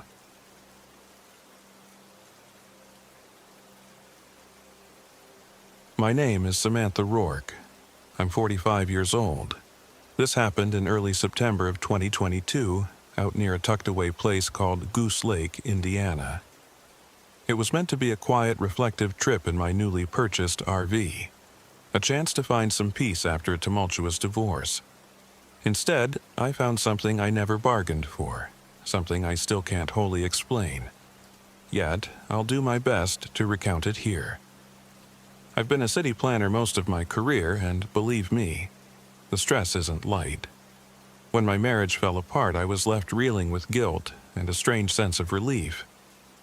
I craved distance from my old life in Indianapolis, so I took some severance pay, sold a few valuables, and bought an aging Winnebago that I lovingly named Lucky Break, because that's what I hoped it would be. I planned to roam small towns, write about interesting historical spots, maybe post a few blog entries. Goose Lake wasn't originally on my itinerary. I stumbled upon it when an acquaintance mentioned a hidden gem of a lakeside campsite that never got crowded. The second I heard "never crowded," I was sold. I arrived on a cool, overcast Tuesday morning. The main road leading to Goose Lake was surprisingly well paved, but after miles of farmland, broken fences, and only the occasional sign, I finally turned onto a dirt path. Small, hand-painted letters read, "Goose Lake, 2 miles." My RV rattled over ruts, the windows clattering. Dust kicked up behind me in a swirling plume. Eventually, I hit a slope that leveled out at the lake's edge. From a distance, Goose Lake looked tranquil, a decent-sized body of water ringed by reeds and tall grass. The shore was mostly mud, dotted by a few scraggly trees, their gnarled roots exposed by erosion. The place was absolutely still. No birdsong, no breeze. For a second, that hush felt like the quiet I had been craving. I let the RV idle, scanning the shoreline. There was an old wooden dock, half sunken at the far side. Beyond it, fields stretched out, peppered with dried cornstalk stumps. The sign for the campsite was easier to miss than spot. A chipped old plank propped against a post, reading, "Goose Lake Camping Pay at Caretaker's Cabin." I parked near a battered cabin that sagged under the weight of decades. Beside it, a man in dusty overalls fiddled with an ancient tractor. He had a lean frame, wrinkled face, and a baseball cap that had probably seen decades of sweat and sun. Earl Whitcomb, the caretaker. He turned his head slowly when he saw me step out. "Morning," he said, raising a hand in greeting. His voice was a dry rasp, like he hadn't used it much that day. "Morning," I replied, forcing a smile. "You the caretaker?" "That's me, Earl." He squinted, wiping his hands on a rag. You, just passing through? I'm hoping to camp here for a few days in my RV, if that's okay. He nodded. Sure, it's $5 a night. You can drop it in the mailbox by the door. I'll do that, I said, retrieving a small wad of bills from my pocket. He gestured vaguely at the land around us. Only a handful of folks ever stop by. Place is a bit run down, but it's peaceful. His eyes lingered on me for a moment. You planning on fishing? Mostly just to get some rest, I admitted. Is there a particular spot where I should park? He shrugged, turning back to the tractor. Anywhere on the lake's fine. No hookups, mind you. Generator might come in handy. That's all right, I said. Thanks. After dropping my payment in the rusted mailbox, I drove the RV to a relatively flat patch of ground overlooking the water.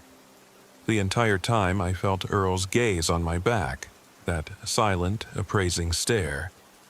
When I glanced over, though, he was hunched over the tractor again, working away. If I'd been more superstitious, maybe I'd have recognized that as a harbinger of things to come. As it was, I set up my little camp, enjoying the quiet. I extended the RV's awning, put out a folding chair, and made a quick lunch. For a while, I sat reading a travel magazine, occasionally looking at the placid water. It was too calm, I realized, not a single ripple. No ducks, no waterfowl. Even the tall reeds barely swayed. Really off the beaten path, I remember thinking, hugging my sweatshirt a bit tighter in the cool air. I ended up dozing in my chair.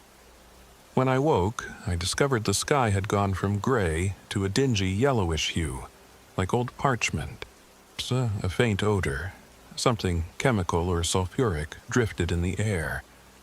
Checking my phone, I found I had 1 bar of service. I tried to open my map, hoping to orient myself, but it refused to load. Frustrated, I switched to airplane mode to save battery. I reminded myself that I'd come here to unplug, so it shouldn't matter, but it still bugged me. At sunset, I strolled along the lake shore. The ground squished underfoot, leaving my sneakers caked with black mud that smelled foul. On the far side of the lake, I could see farmland. Broad, empty fields with a few rotted fence posts. No farmhouse, no sign of life, just those fields reaching for miles. Suddenly, I spotted someone walking at the water's edge. Well, more like standing. From this distance, I couldn't make out features, just a lean figure with short hair, possibly a woman. When I waved, she didn't respond. Then she vanished around a bend of tall reeds. I felt a strange, hollow chill, as though the air had turned cold in an instant. Brushing it off, I headed back to the RV. That night, my generator sputtered and died an hour after I started it. I sighed, hauled open the access panel, and fiddled with wires. The battery read as partially charged, no glaring issues. Nevertheless, it refused to start again. I tried not to panic. Mechanical glitches are normal in used RVs, right? I was prepared for roughing it. I decided to wait until morning to troubleshoot further. I ended up using a battery-powered lantern inside. Lying in my bed, I stared at the ceiling, listening to the unnatural quiet. Once, I swore I heard a dull tapping on the side of the RV. I flicked the lantern on, heart pounding, but the sound was gone. I found no footprints or signs of animals outside. Feeling foolish, I crawled back into bed. Could have been a branch swaying in the wind, though there was no noticeable wind. Eventually, I fell asleep, dreaming of my ex-husband, Neil, complaining about how I never learned to do anything useful. Strange how stress dredges up old arguments. Dawn arrived with that same pallid sunlight, made hazy by thin clouds. I forced myself up, made coffee on the small propane stove, and tried the generator. It rattled, but wouldn't turn over. Grumbling, I decided to walk back towards Earl's cabin and see if he had any advice, or even a jump starter. Following the lake's perimeter, I eventually saw him leaning against his tractor. smoking a cigarette.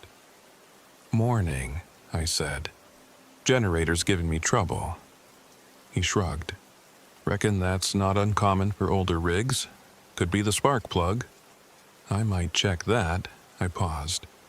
"Quiet place you've got here. I slept okay, but something might have been knocking on the RV last night." Earl gave a half smile. "Critters. Could be anything."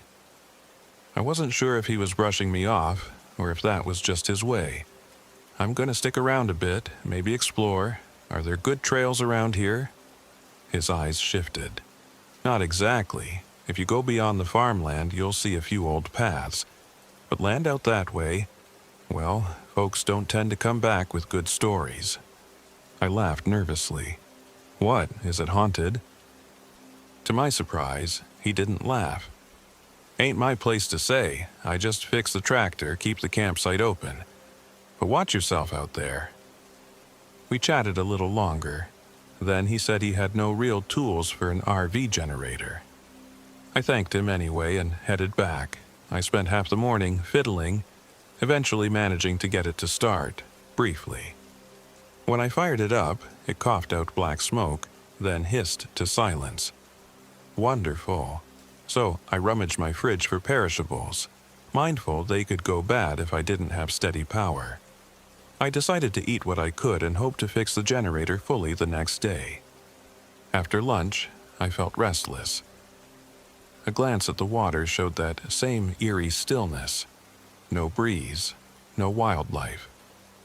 I saw footprints in the mud that might have been mine. Some looked bigger, but it was hard to tell. I decided to scout the farmland, see if the roads connected to a small town. Maybe I could buy supplies or find a place to charge my phone.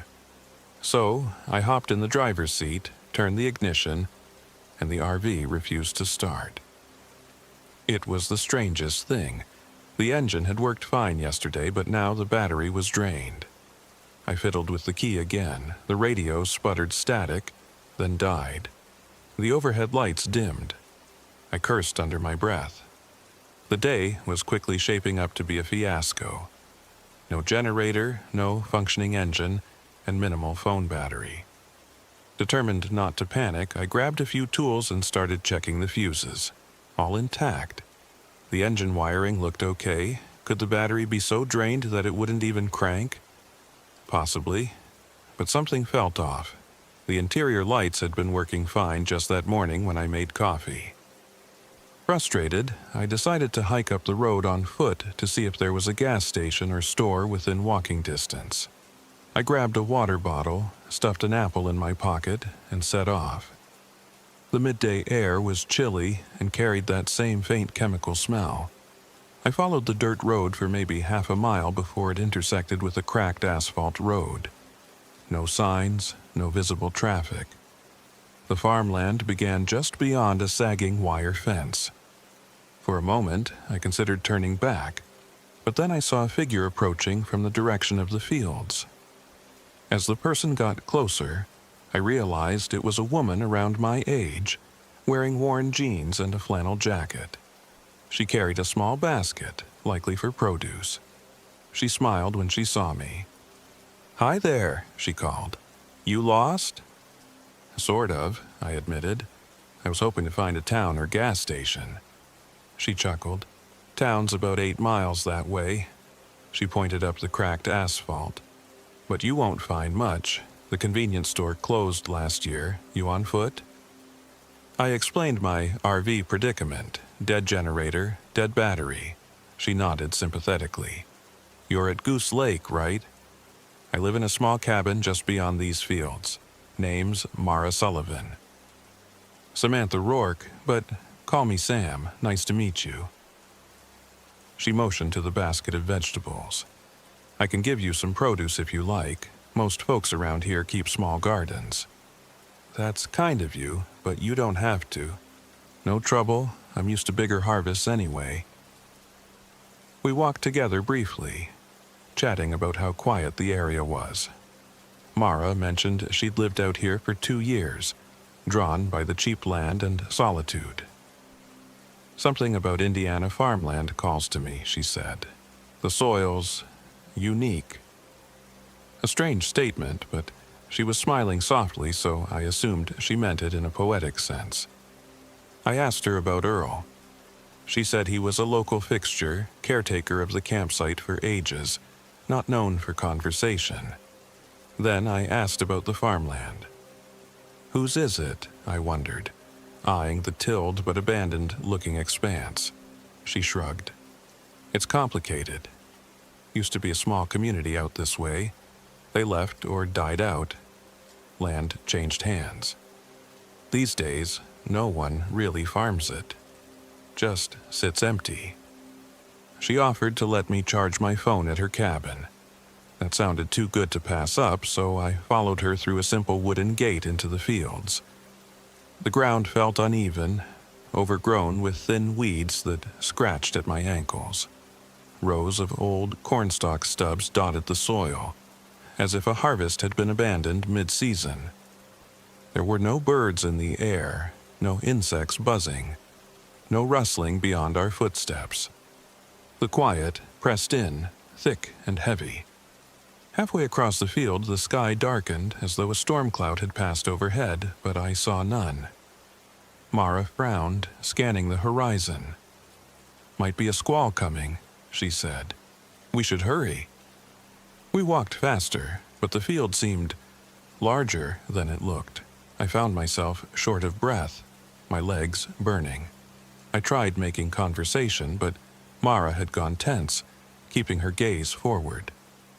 At last, we reached the edge, where a narrow dirt path led to a modest cabin under a towering oak tree.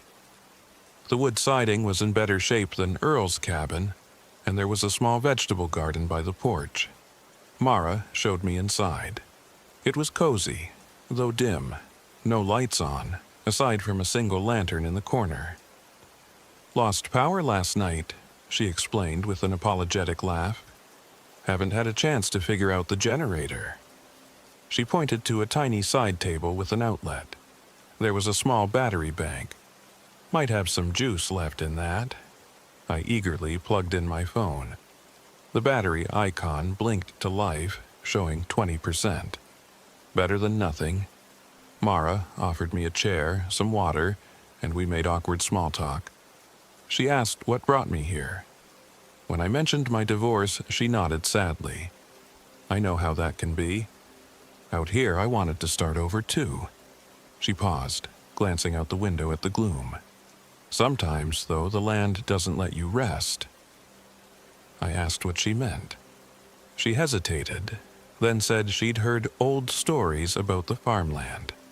That a community once existed here decades ago, a few families who disappeared under odd circumstances. Locals whispered about a feud, maybe even a cult. She didn't have specifics. Mostly rumors, she said.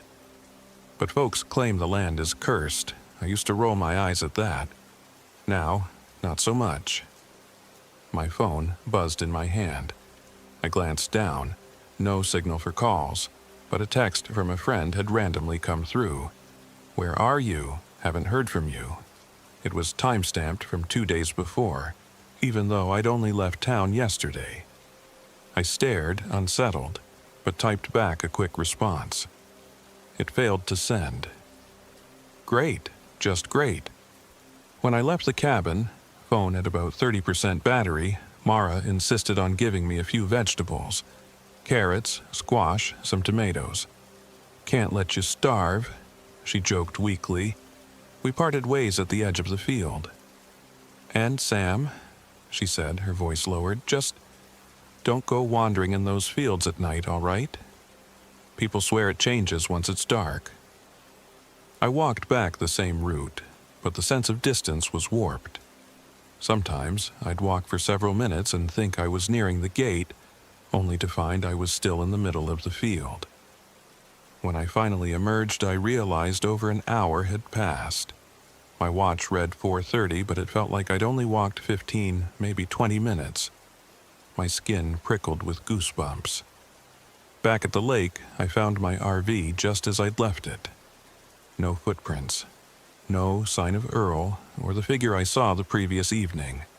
I popped inside, put the vegetables in the fridge, ignoring the risk of them spoiling without power, and tried the ignition again. Nothing.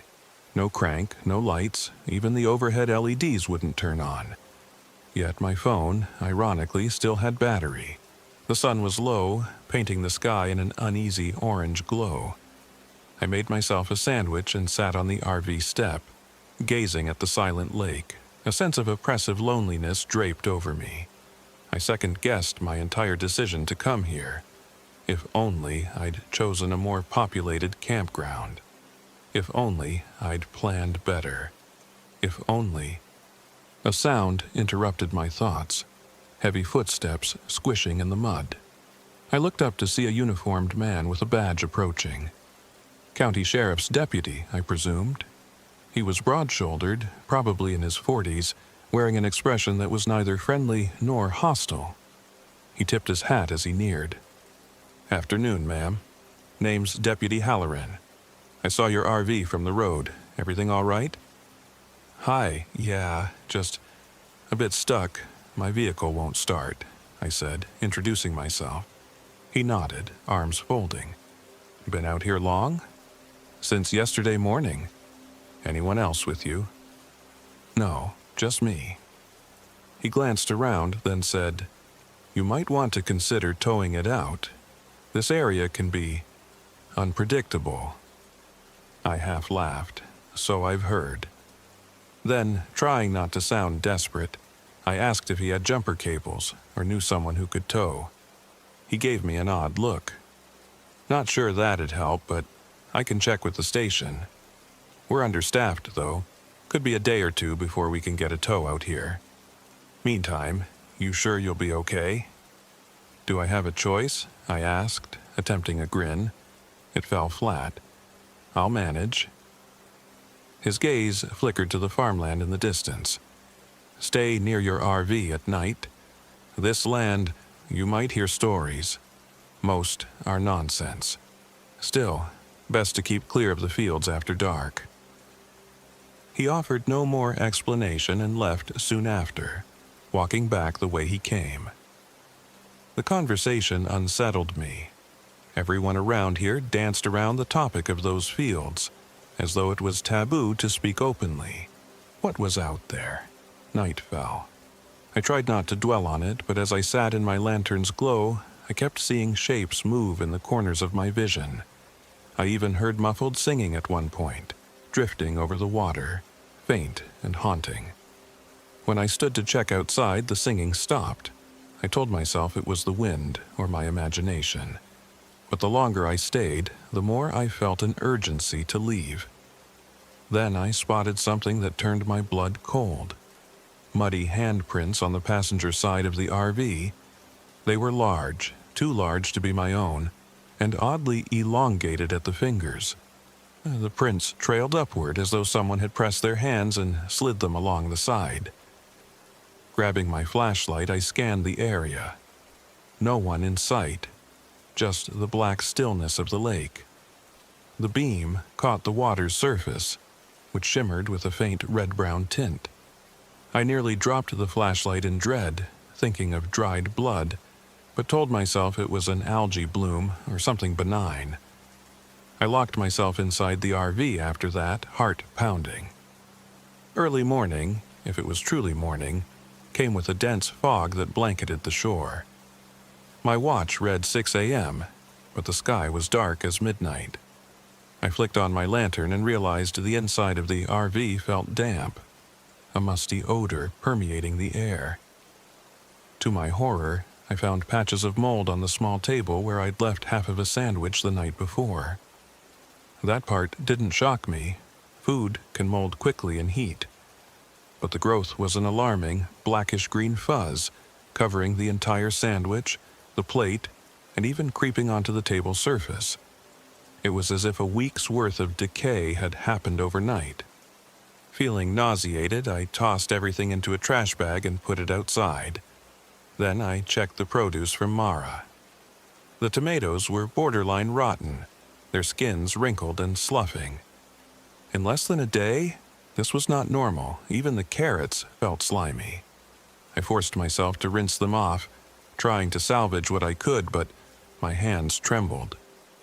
I decided enough was enough. I would walk back to the main road and try to reach a bigger highway, even if it meant trekking miles. With luck, I'd find a rideshare or a passing car. I loaded a backpack with essentials, bottled water, and what was left of my non-perishable snacks. The only thing that made me hesitate was leaving the RV behind. But I couldn't stay in that claustrophobic environment of creeping mold and dead battery. I still had my phone at about half charge. Stepping out, the fog was so thick I could barely see a few yards ahead. The lake was invisible, but I heard quiet lapping against the shore. I followed what I recalled was the direction of the campsite entrance, but everything looked different in the haze. I trudged forward, heart pounding, until I noticed the wooden sign. Goose Lake Camping Pay at Caretaker's Cabin. Good, I thought. I was on track. At Earl's cabin, the tractor was gone. The place looked deserted. The front door was ajar. Against my better judgment, I knocked. "Earl?" I called. No answer. I peeked in. The interior was dim and sparse, reeking of cigarette smoke. Tools and clutter littered every surface. One corner had a carved wooden figurine of some monstrous shape. It looked half human, half animal. Unnerved, I left quickly and continued up the road. After about 10 minutes of walking, the fog began to lift, and I reached the same cracked asphalt intersection. I turned the direction Mara said would lead to town, hoping to put distance between me and Goose Lake. But, as I proceeded, a sense of disorientation grew. The road seemed longer and more winding than it had looked on the map. After an hour, I saw a large billboard in the distance, half collapsed. When I got close enough to read it, dread crushed my chest. It was the same battered advertisement I had passed coming in from the other side. How was that possible? I hadn't looped around. I tried using my phone's GPS. The pin flickered, placing me near Goose Lake, then miles away, then no signal. I walked faster, only to end up passing a rusted tractor hulk in a field that I could have sworn I had seen 30 minutes earlier. I checked my watch, which now read 11 a.m. Then, in the next glance, it read 9:15 a.m. My stomach churned. I was losing track of time or reality, or both. In desperation, I decided to cut across the farmland, thinking I might see the highway from a higher vantage. I crawled under the wire fence and stepped into the field. The moment my feet touched that churned soil, an eerie hush fell over everything. The wind died, my ears rang, and my heart hammered so loudly it was all I heard. I marched forward, trying to keep a beeline. Rows of stunted cornstalk stubs emerged like skeletal fingers. I forced myself to stay calm. As I moved deeper, the rows changed. Some lined with old footprints, others so overgrown they looked untouched for years. The horizon kept shifting. 1 second I thought I saw the outline of a distant silo.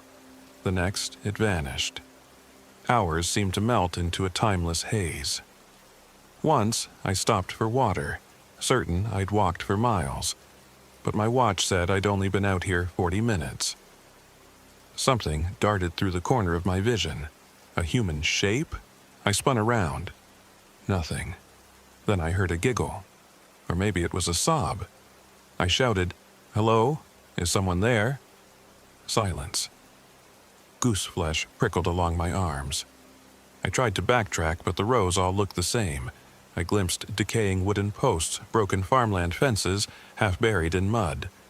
A rancid smell wafted up, making me gag. At last, I saw a structure. A weathered barn, leaning at a precarious angle. Desperate for a landmark, I headed for it. The closer I got, the more dread coiled in my gut. This barn's walls were black with rot, and the ground around it seemed to quiver with each step. Inside, mounds of dried husks and ancient farming tools lay scattered. My flashlight caught the glint of a metallic object near a collapsed stall. a wide trough of stagnant water black with algae, or worse. I heard footsteps behind me. I turned to see Mara, her face pale, her hair damp with sweat. She was breathing hard, as if she'd run a mile. "Sam, what are you doing here?" she demanded. I got lost," I stammered. "I was trying to leave." She shook her head, eyes darting around. "You shouldn't be in these fields alone. The place gets in your head." I nearly sobbed with relief. "Help me. I just want to find a main road."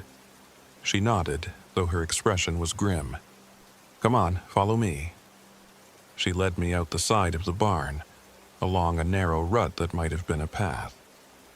Every so often, she'd stop, glance at the sky, and pick a different direction. We trudged through ankle-deep mud, the stench of decay intensifying. My phone beeped and I fished it out, half expecting to see more bizarre time anomalies. Instead, a single new text: "Don't go to the fields at night. No sender, no signal." My blood ran cold. Mara guided me over a low rise, and suddenly we emerged at the edge of the farmland. I could see Goose Lake about 100 yards away. My relief evaporated, replaced by dismay. We were back at the lake? After all that walking, we'd made a giant circle. Mara's shoulders sagged. "Sorry," she whispered, voice trembling. "It's like it doesn't let people leave easily." I wanted to scream. Instead, I trudged the short distance back to my RV, the physical exhaustion mixing with a deep sense of futility. Mara followed, seeming as lost as I was. Near the RV, we both stopped short, exchanging horrified looks. The vehicle's exterior was streaked with more muddy handprints. The door was open, though I was certain I'd locked it. Inside, items were tossed around, cupboards flung open. A wet trail of footprints led from the door to the bedroom nook and then vanished. I searched the entire RV but found no one. Mara helped me clean up the mess. She seemed oddly stoic. When I looked at her with confusion, she only said, "I've seen worse." We found that half my remaining snacks were rotted, the wrappers crinkled and moldy. Even my water supply smelled foul. I felt a surge of panic. How would I survive out here with nothing good left to eat or drink? By evening, Mara said she should return to her cabin before dark. I begged her to stay, but she insisted. "My generator might work again. I need to check it. I'll come back tomorrow, bring you more supplies." She hesitated at the threshold. "Don't wander into the fields. Promise me?" "I promise," I said, though tears were forming in my eyes. She vanished into the dusk, leaving me alone again. That night was the worst yet. The temperature plummeted, and an unnatural wind battered the RV, howling like a wounded animal. I cowered inside, lantern flickering. I heard distinct footsteps circling the RV, tapping on windows. At one point, the entire vehicle shuddered, as if something massive had brushed against it. I yanked the blinds shut, covering my ears. The moldy smell was so thick that my throat burned. I found a rag to press against my mouth.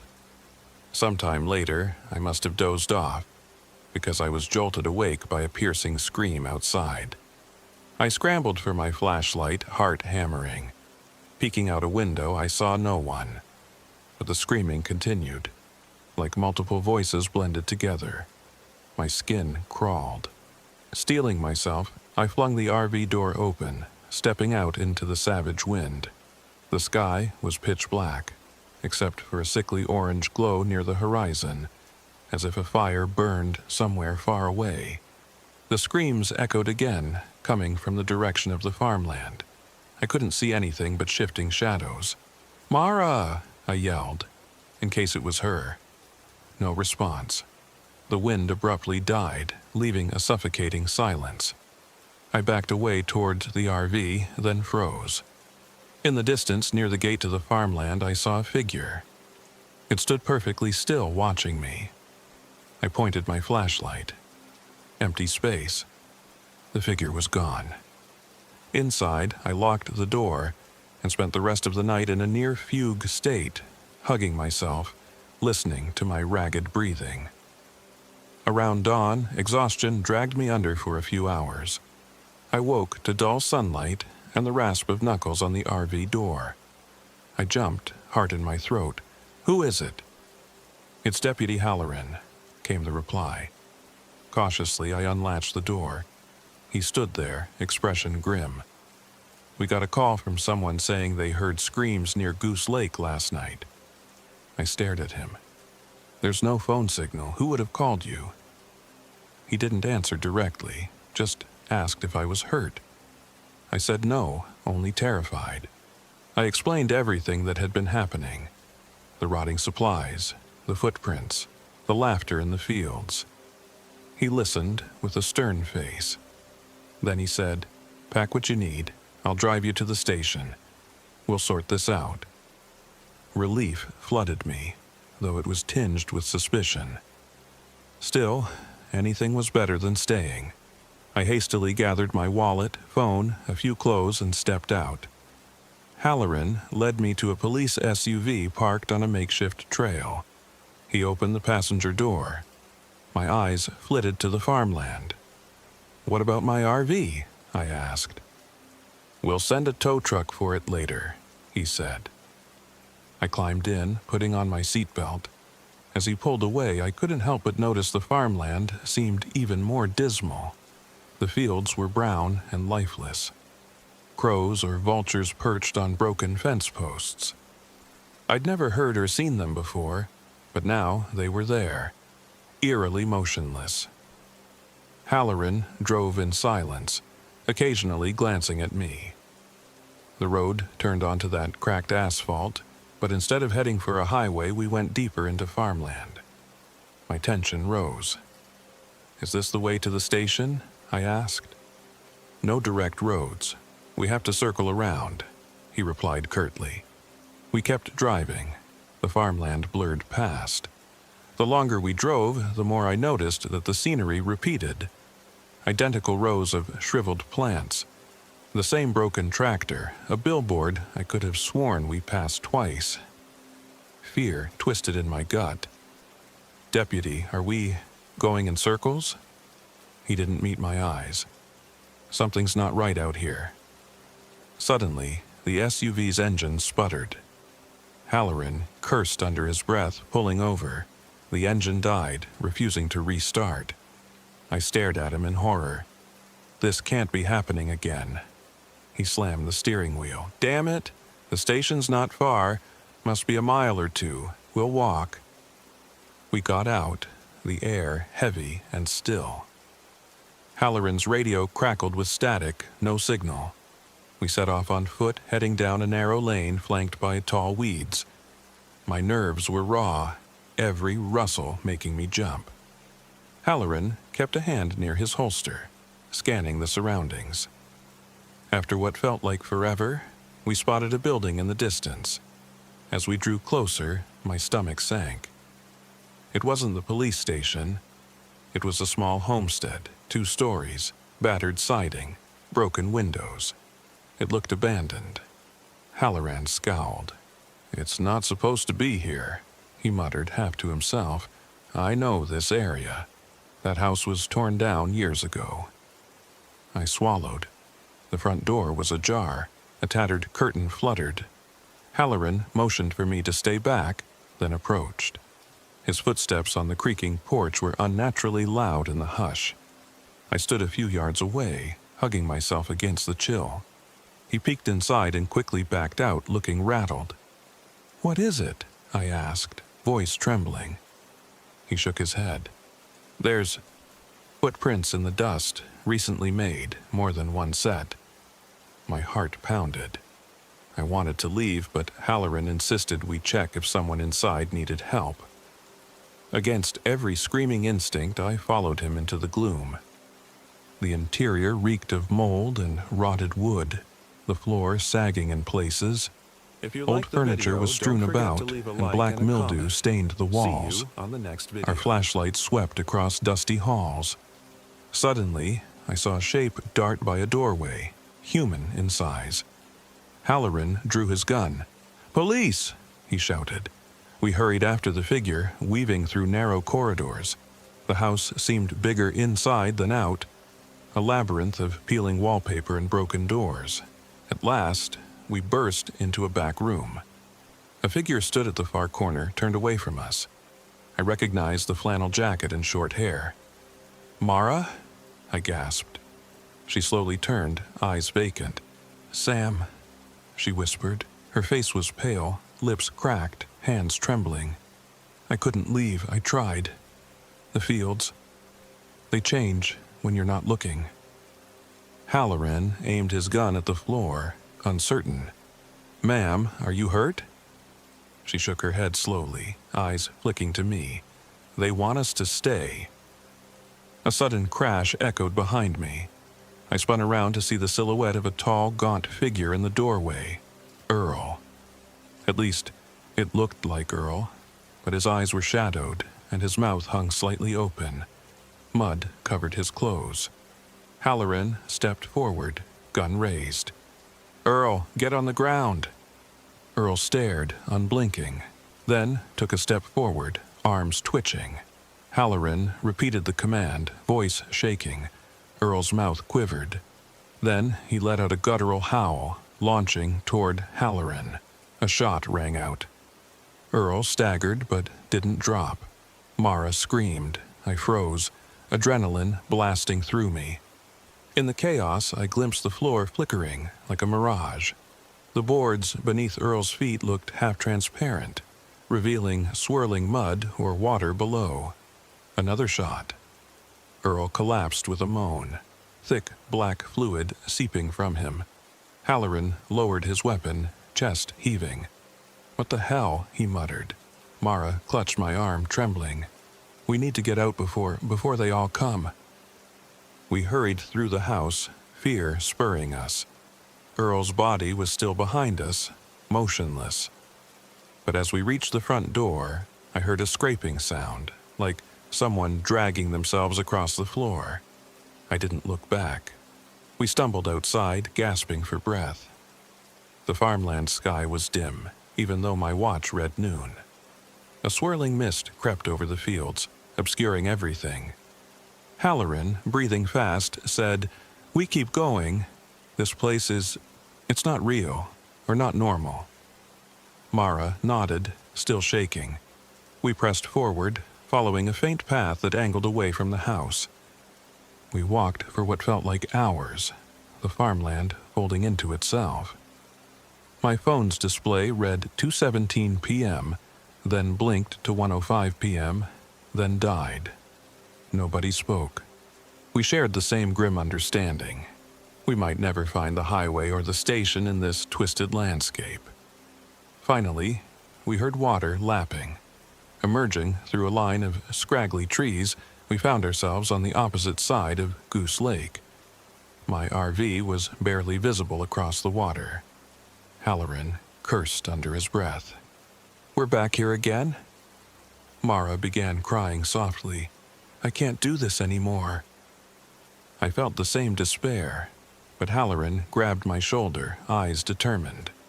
"Look, we can circle around the lake, or maybe we can cross. We have to try something." We started around the shoreline. The mud was thick, each step a struggle. The water had a stagnant odor, flecks of dark algae swirling. Halfway around, Mara suddenly cried out and crumpled to her knees. "Mara!" I tried to pull her up, but she doubled over, face contorted in pain. She clutched her sides, then her eyes met mine. There was a vacant hunger there. Something was wrong. She gasped. "It's in me." Halloran aimed his flashlight at her, revealing black veins spiderwebbing across her neck. I recoiled in horror. She let out a low moan, pupils dilated. Her hand shot out, gripping my wrist with terrifying strength. "Sam," she rasped. "I'm sorry." She lurched upward, nearly knocking me down. Halloran tried to intervene, but Mara turned on him with a snarl, fingers bent like claws. In the struggle, she shoved him into the lake. I heard him splashing, sputtering. Mara spun back to me, lips peeled back in a grotesque grin. Something in her eyes was no longer human. I stumbled, scooting backward along the muddy bank, adrenaline spiking. Mara advanced, dark fluid trickling from her nose. "We can't leave," she choked out. "The fields won't let us." She raised a rock as if to strike me. My mind screamed for me to move, but fear rooted me in place. A shot rang out. Mara jerked, the rock slipping from her hand. She looked down at a spreading stain on her chest, blackish red seeping through her flannel. Halloran emerged from the lake, drenched, gun trembling in his hand. "Ma'am," he gasped, voice choked. Mara turned, lips moving silently. Then she collapsed, body half submerged in the mud. Silence swallowed us. I sat there, shaking, tears flooding my eyes. Halloran dropped to one knee beside Mara, checking for a pulse. No response. I felt a wave of grief and revulsion. She had been my only friend out here, or something wearing her face had been. Halloran gently closed her eyes. Then he stood face pale. "I'm sorry," he whispered. She gave us no choice." We dragged her body further onto the bank, covering it with part of her jacket so it wouldn't be in the water. The rotting smell lingered. My heart felt leaden, but Halloran ushered me to keep moving. "We can't stay," he insisted. "Come on." We trudged on, tears burning my cheeks, powerless to do anything else. Eventually, we reached my RV. The door was still open, wind flapping the awning. Halloran stepped inside first. I followed, bracing myself. Inside, it was as we'd left it, except for one chilling change. Deep gouges in the walls, as if something with claws had raked them. My supplies were shredded. The lantern lay smashed on the floor. A wave of despair crashed over me. Halloran looked ready to break down, but he steadied himself, searching for anything salvageable. Miraculously, the keys were still in the ignition. He turned them once, just out of habit. The engine coughed.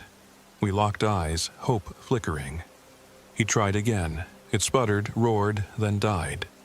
"Damn it," he hissed. "We're so close." Without warning, the radio lit up, crackling static. A faint voice broke through. "DY there? Anyone?" Halloran lunged for the mic. "This is Deputy Halloran, State ID." He rattled off numbers, voice shaking. "We're at Goose Lake. Vehicle inoperable. Multiple casualties." Static. Then a faint reply. "Tractor. Caretaker. Fields. Can't." It trailed off. Halloran repeated himself, but the radio only spat static. We sat in silence, drained. A rumble outside made us jolt. We peered out the RV window to see storm clouds rolling in fast, thunder growling. Rain began to fall in heavy sheets, turning the campsite into a mire. Halloran cursed. "We can't do anything in this weather. We'll have to wait it out." We barricaded ourselves in the RV as best we could, wedging furniture against the door. The storm raged, lightning illuminating the lake in ghastly flashes, revealing shapes thrashing in the reeds. Maybe just the wind, or maybe not. Rain hammered the roof. Water seeped through cracks, collecting in puddles. Hours passed in that nerve-shredding siege. Occasionally, we heard scraping along the RV's exterior or a faint whispering voice. Each time we froze, gripping makeshift weapons. Halloran's gun, a crowbar from my tools. At some point in the night, the storm stopped abruptly. Utter silence fell. We ventured a look out the window. The lake's surface shimmered under an eerie half-moon. Halloran unbarricaded the door, stepping out cautiously. I followed, lamp in hand. Mud clung to our shoes as we walked to the water's edge. We saw no sign of movement. Then a flicker of light caught my eye, far across the farmland. A single orb, hovering and swaying, like a lantern carried by an invisible hand. Halloran and I exchanged looks. We both knew how dangerous it was to cross those fields. But something about that light was compelling, almost hypnotic. "What if it's a rescue party?" I whispered. He shook his head. "Or a trap." We stared at it a minute longer, and then it blinked out, leaving darkness. By morning, the farmland was shrouded in mist again. I found Halloran sitting on the RV's step, staring at the horizon with a haunted expression. "I keep thinking about that house," he said quietly. "I swear we were in a place that shouldn't exist." I had no comfort to offer. We both knew we had to try once more to escape. We gathered what little we had and prepared to walk. If we could find the main road, maybe we'd hitch a ride. Just then, the roar of an engine cut through the silence. Earl's tractor. We spun around to see him driving it slowly along the lakeshore. But wasn't Earl dead? Halloran had shot him. My mind reeled. The tractor rattled up and Earl climbed down. His shirt bore dried mud, but no blood, no gunshot wound. His eyes were still shadowed, his face slack. "Mornin'," he said in that same rasp. We stumbled backward. Halloran raised his gun. "Stay back, Earl." Earl shrugged. "Road's clear now, storm's gone." He gestured at the farmland. "You can leave, but the land don't like it." I was nearly hysterical. "What do you want from us? Why is this happening?" He just stared. "Nothing to do with me. It's the fields. They keep the lost ones." Then he climbed back into his tractor, engine revving. "Follow or don't," he said. "But this is your last chance." Halloran and I exchanged a glance of desperation. We followed at a distance as the tractor chugged along. To our amazement, the farmland path seemed more straightforward than before, as though the land had rearranged itself. Within an hour, we reached the main road. The tractor halted. Earl turned to us. "I can't go further," he said. Then he coughed, leaning over. When he straightened, his eyes were empty sockets, black sludge oozing down his cheeks. I screamed. Earl let out a strained laugh, or a moan, then slumped forward. The tractor's engine died. Halloran tried to help, but Earl's body dissolved into a viscous puddle of mud and rotted fabric. The stench was overwhelming. We stumbled away in horror, choking back bile. But we were on the main road, a place that looked real. The asphalt was cracked, yes, but we spotted a battered sign in the distance, pointing toward the county seat. Halloran and I half ran, half staggered, numb with shock. Eventually, we reached a stretch of farmland that looked normal. Birds chirping, a mailbox with a farm's address, a car driving by. Civilization. Halloran flagged down the car, a startled farmer who took one look at our filthy, shell-shocked faces and offered to drive us to the nearest police station. Neither of us could speak much during that ride. My mind spun with horror and grief for Mara, for whatever Earl had become, for the knowledge that if we'd stayed, we'd have been consumed too. At the station, we gave statements. No one believed us, of course. They assumed we were severely dehydrated, traumatized from getting lost. A search party found no sign of Mara's cabin or her body. No abandoned house. My RV was later discovered half buried in mud near Goose Lake, severely damaged, containing only my ruined belongings. That was the official story. Accident resulting from confusion, poor weather, and substandard terrain. In the weeks since, I can't rid myself of the nightmares. Sometimes I see Mara's hollow eyes, or the black fluid seeping from Earl's body. Sometimes I hear the farmland calling me, urging me to return. I snap awake, drenched in sweat, half expecting to find rotted footprints on my bedroom floor. Halloran calls occasionally, his voice shaking as badly as mine. He says the farmland never turned up on the official maps. that Goose Lake itself appears as a tiny, unlabeled body of water. I believe him. I don't know if the land truly holds a curse, or if it's some bizarre pocket of reality where time and decay run wild. All I know is I survived, and I'm not entirely sure how. Part of me wonders if it let me go, if the farmland can choose its victims.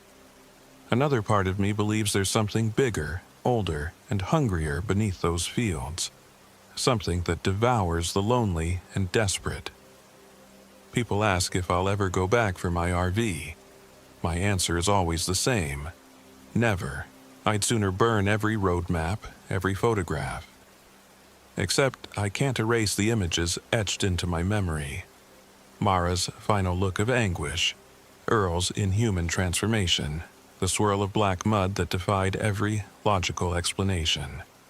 Even now, I sometimes catch the sulfuric stench of that farmland, drifting on the wind, even when I'm miles away.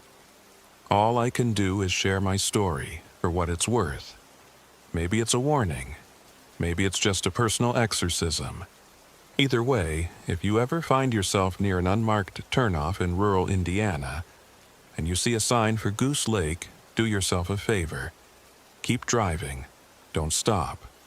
Don't go looking for the caretaker or the farmland, because you might find them, and if you do, you might never truly leave.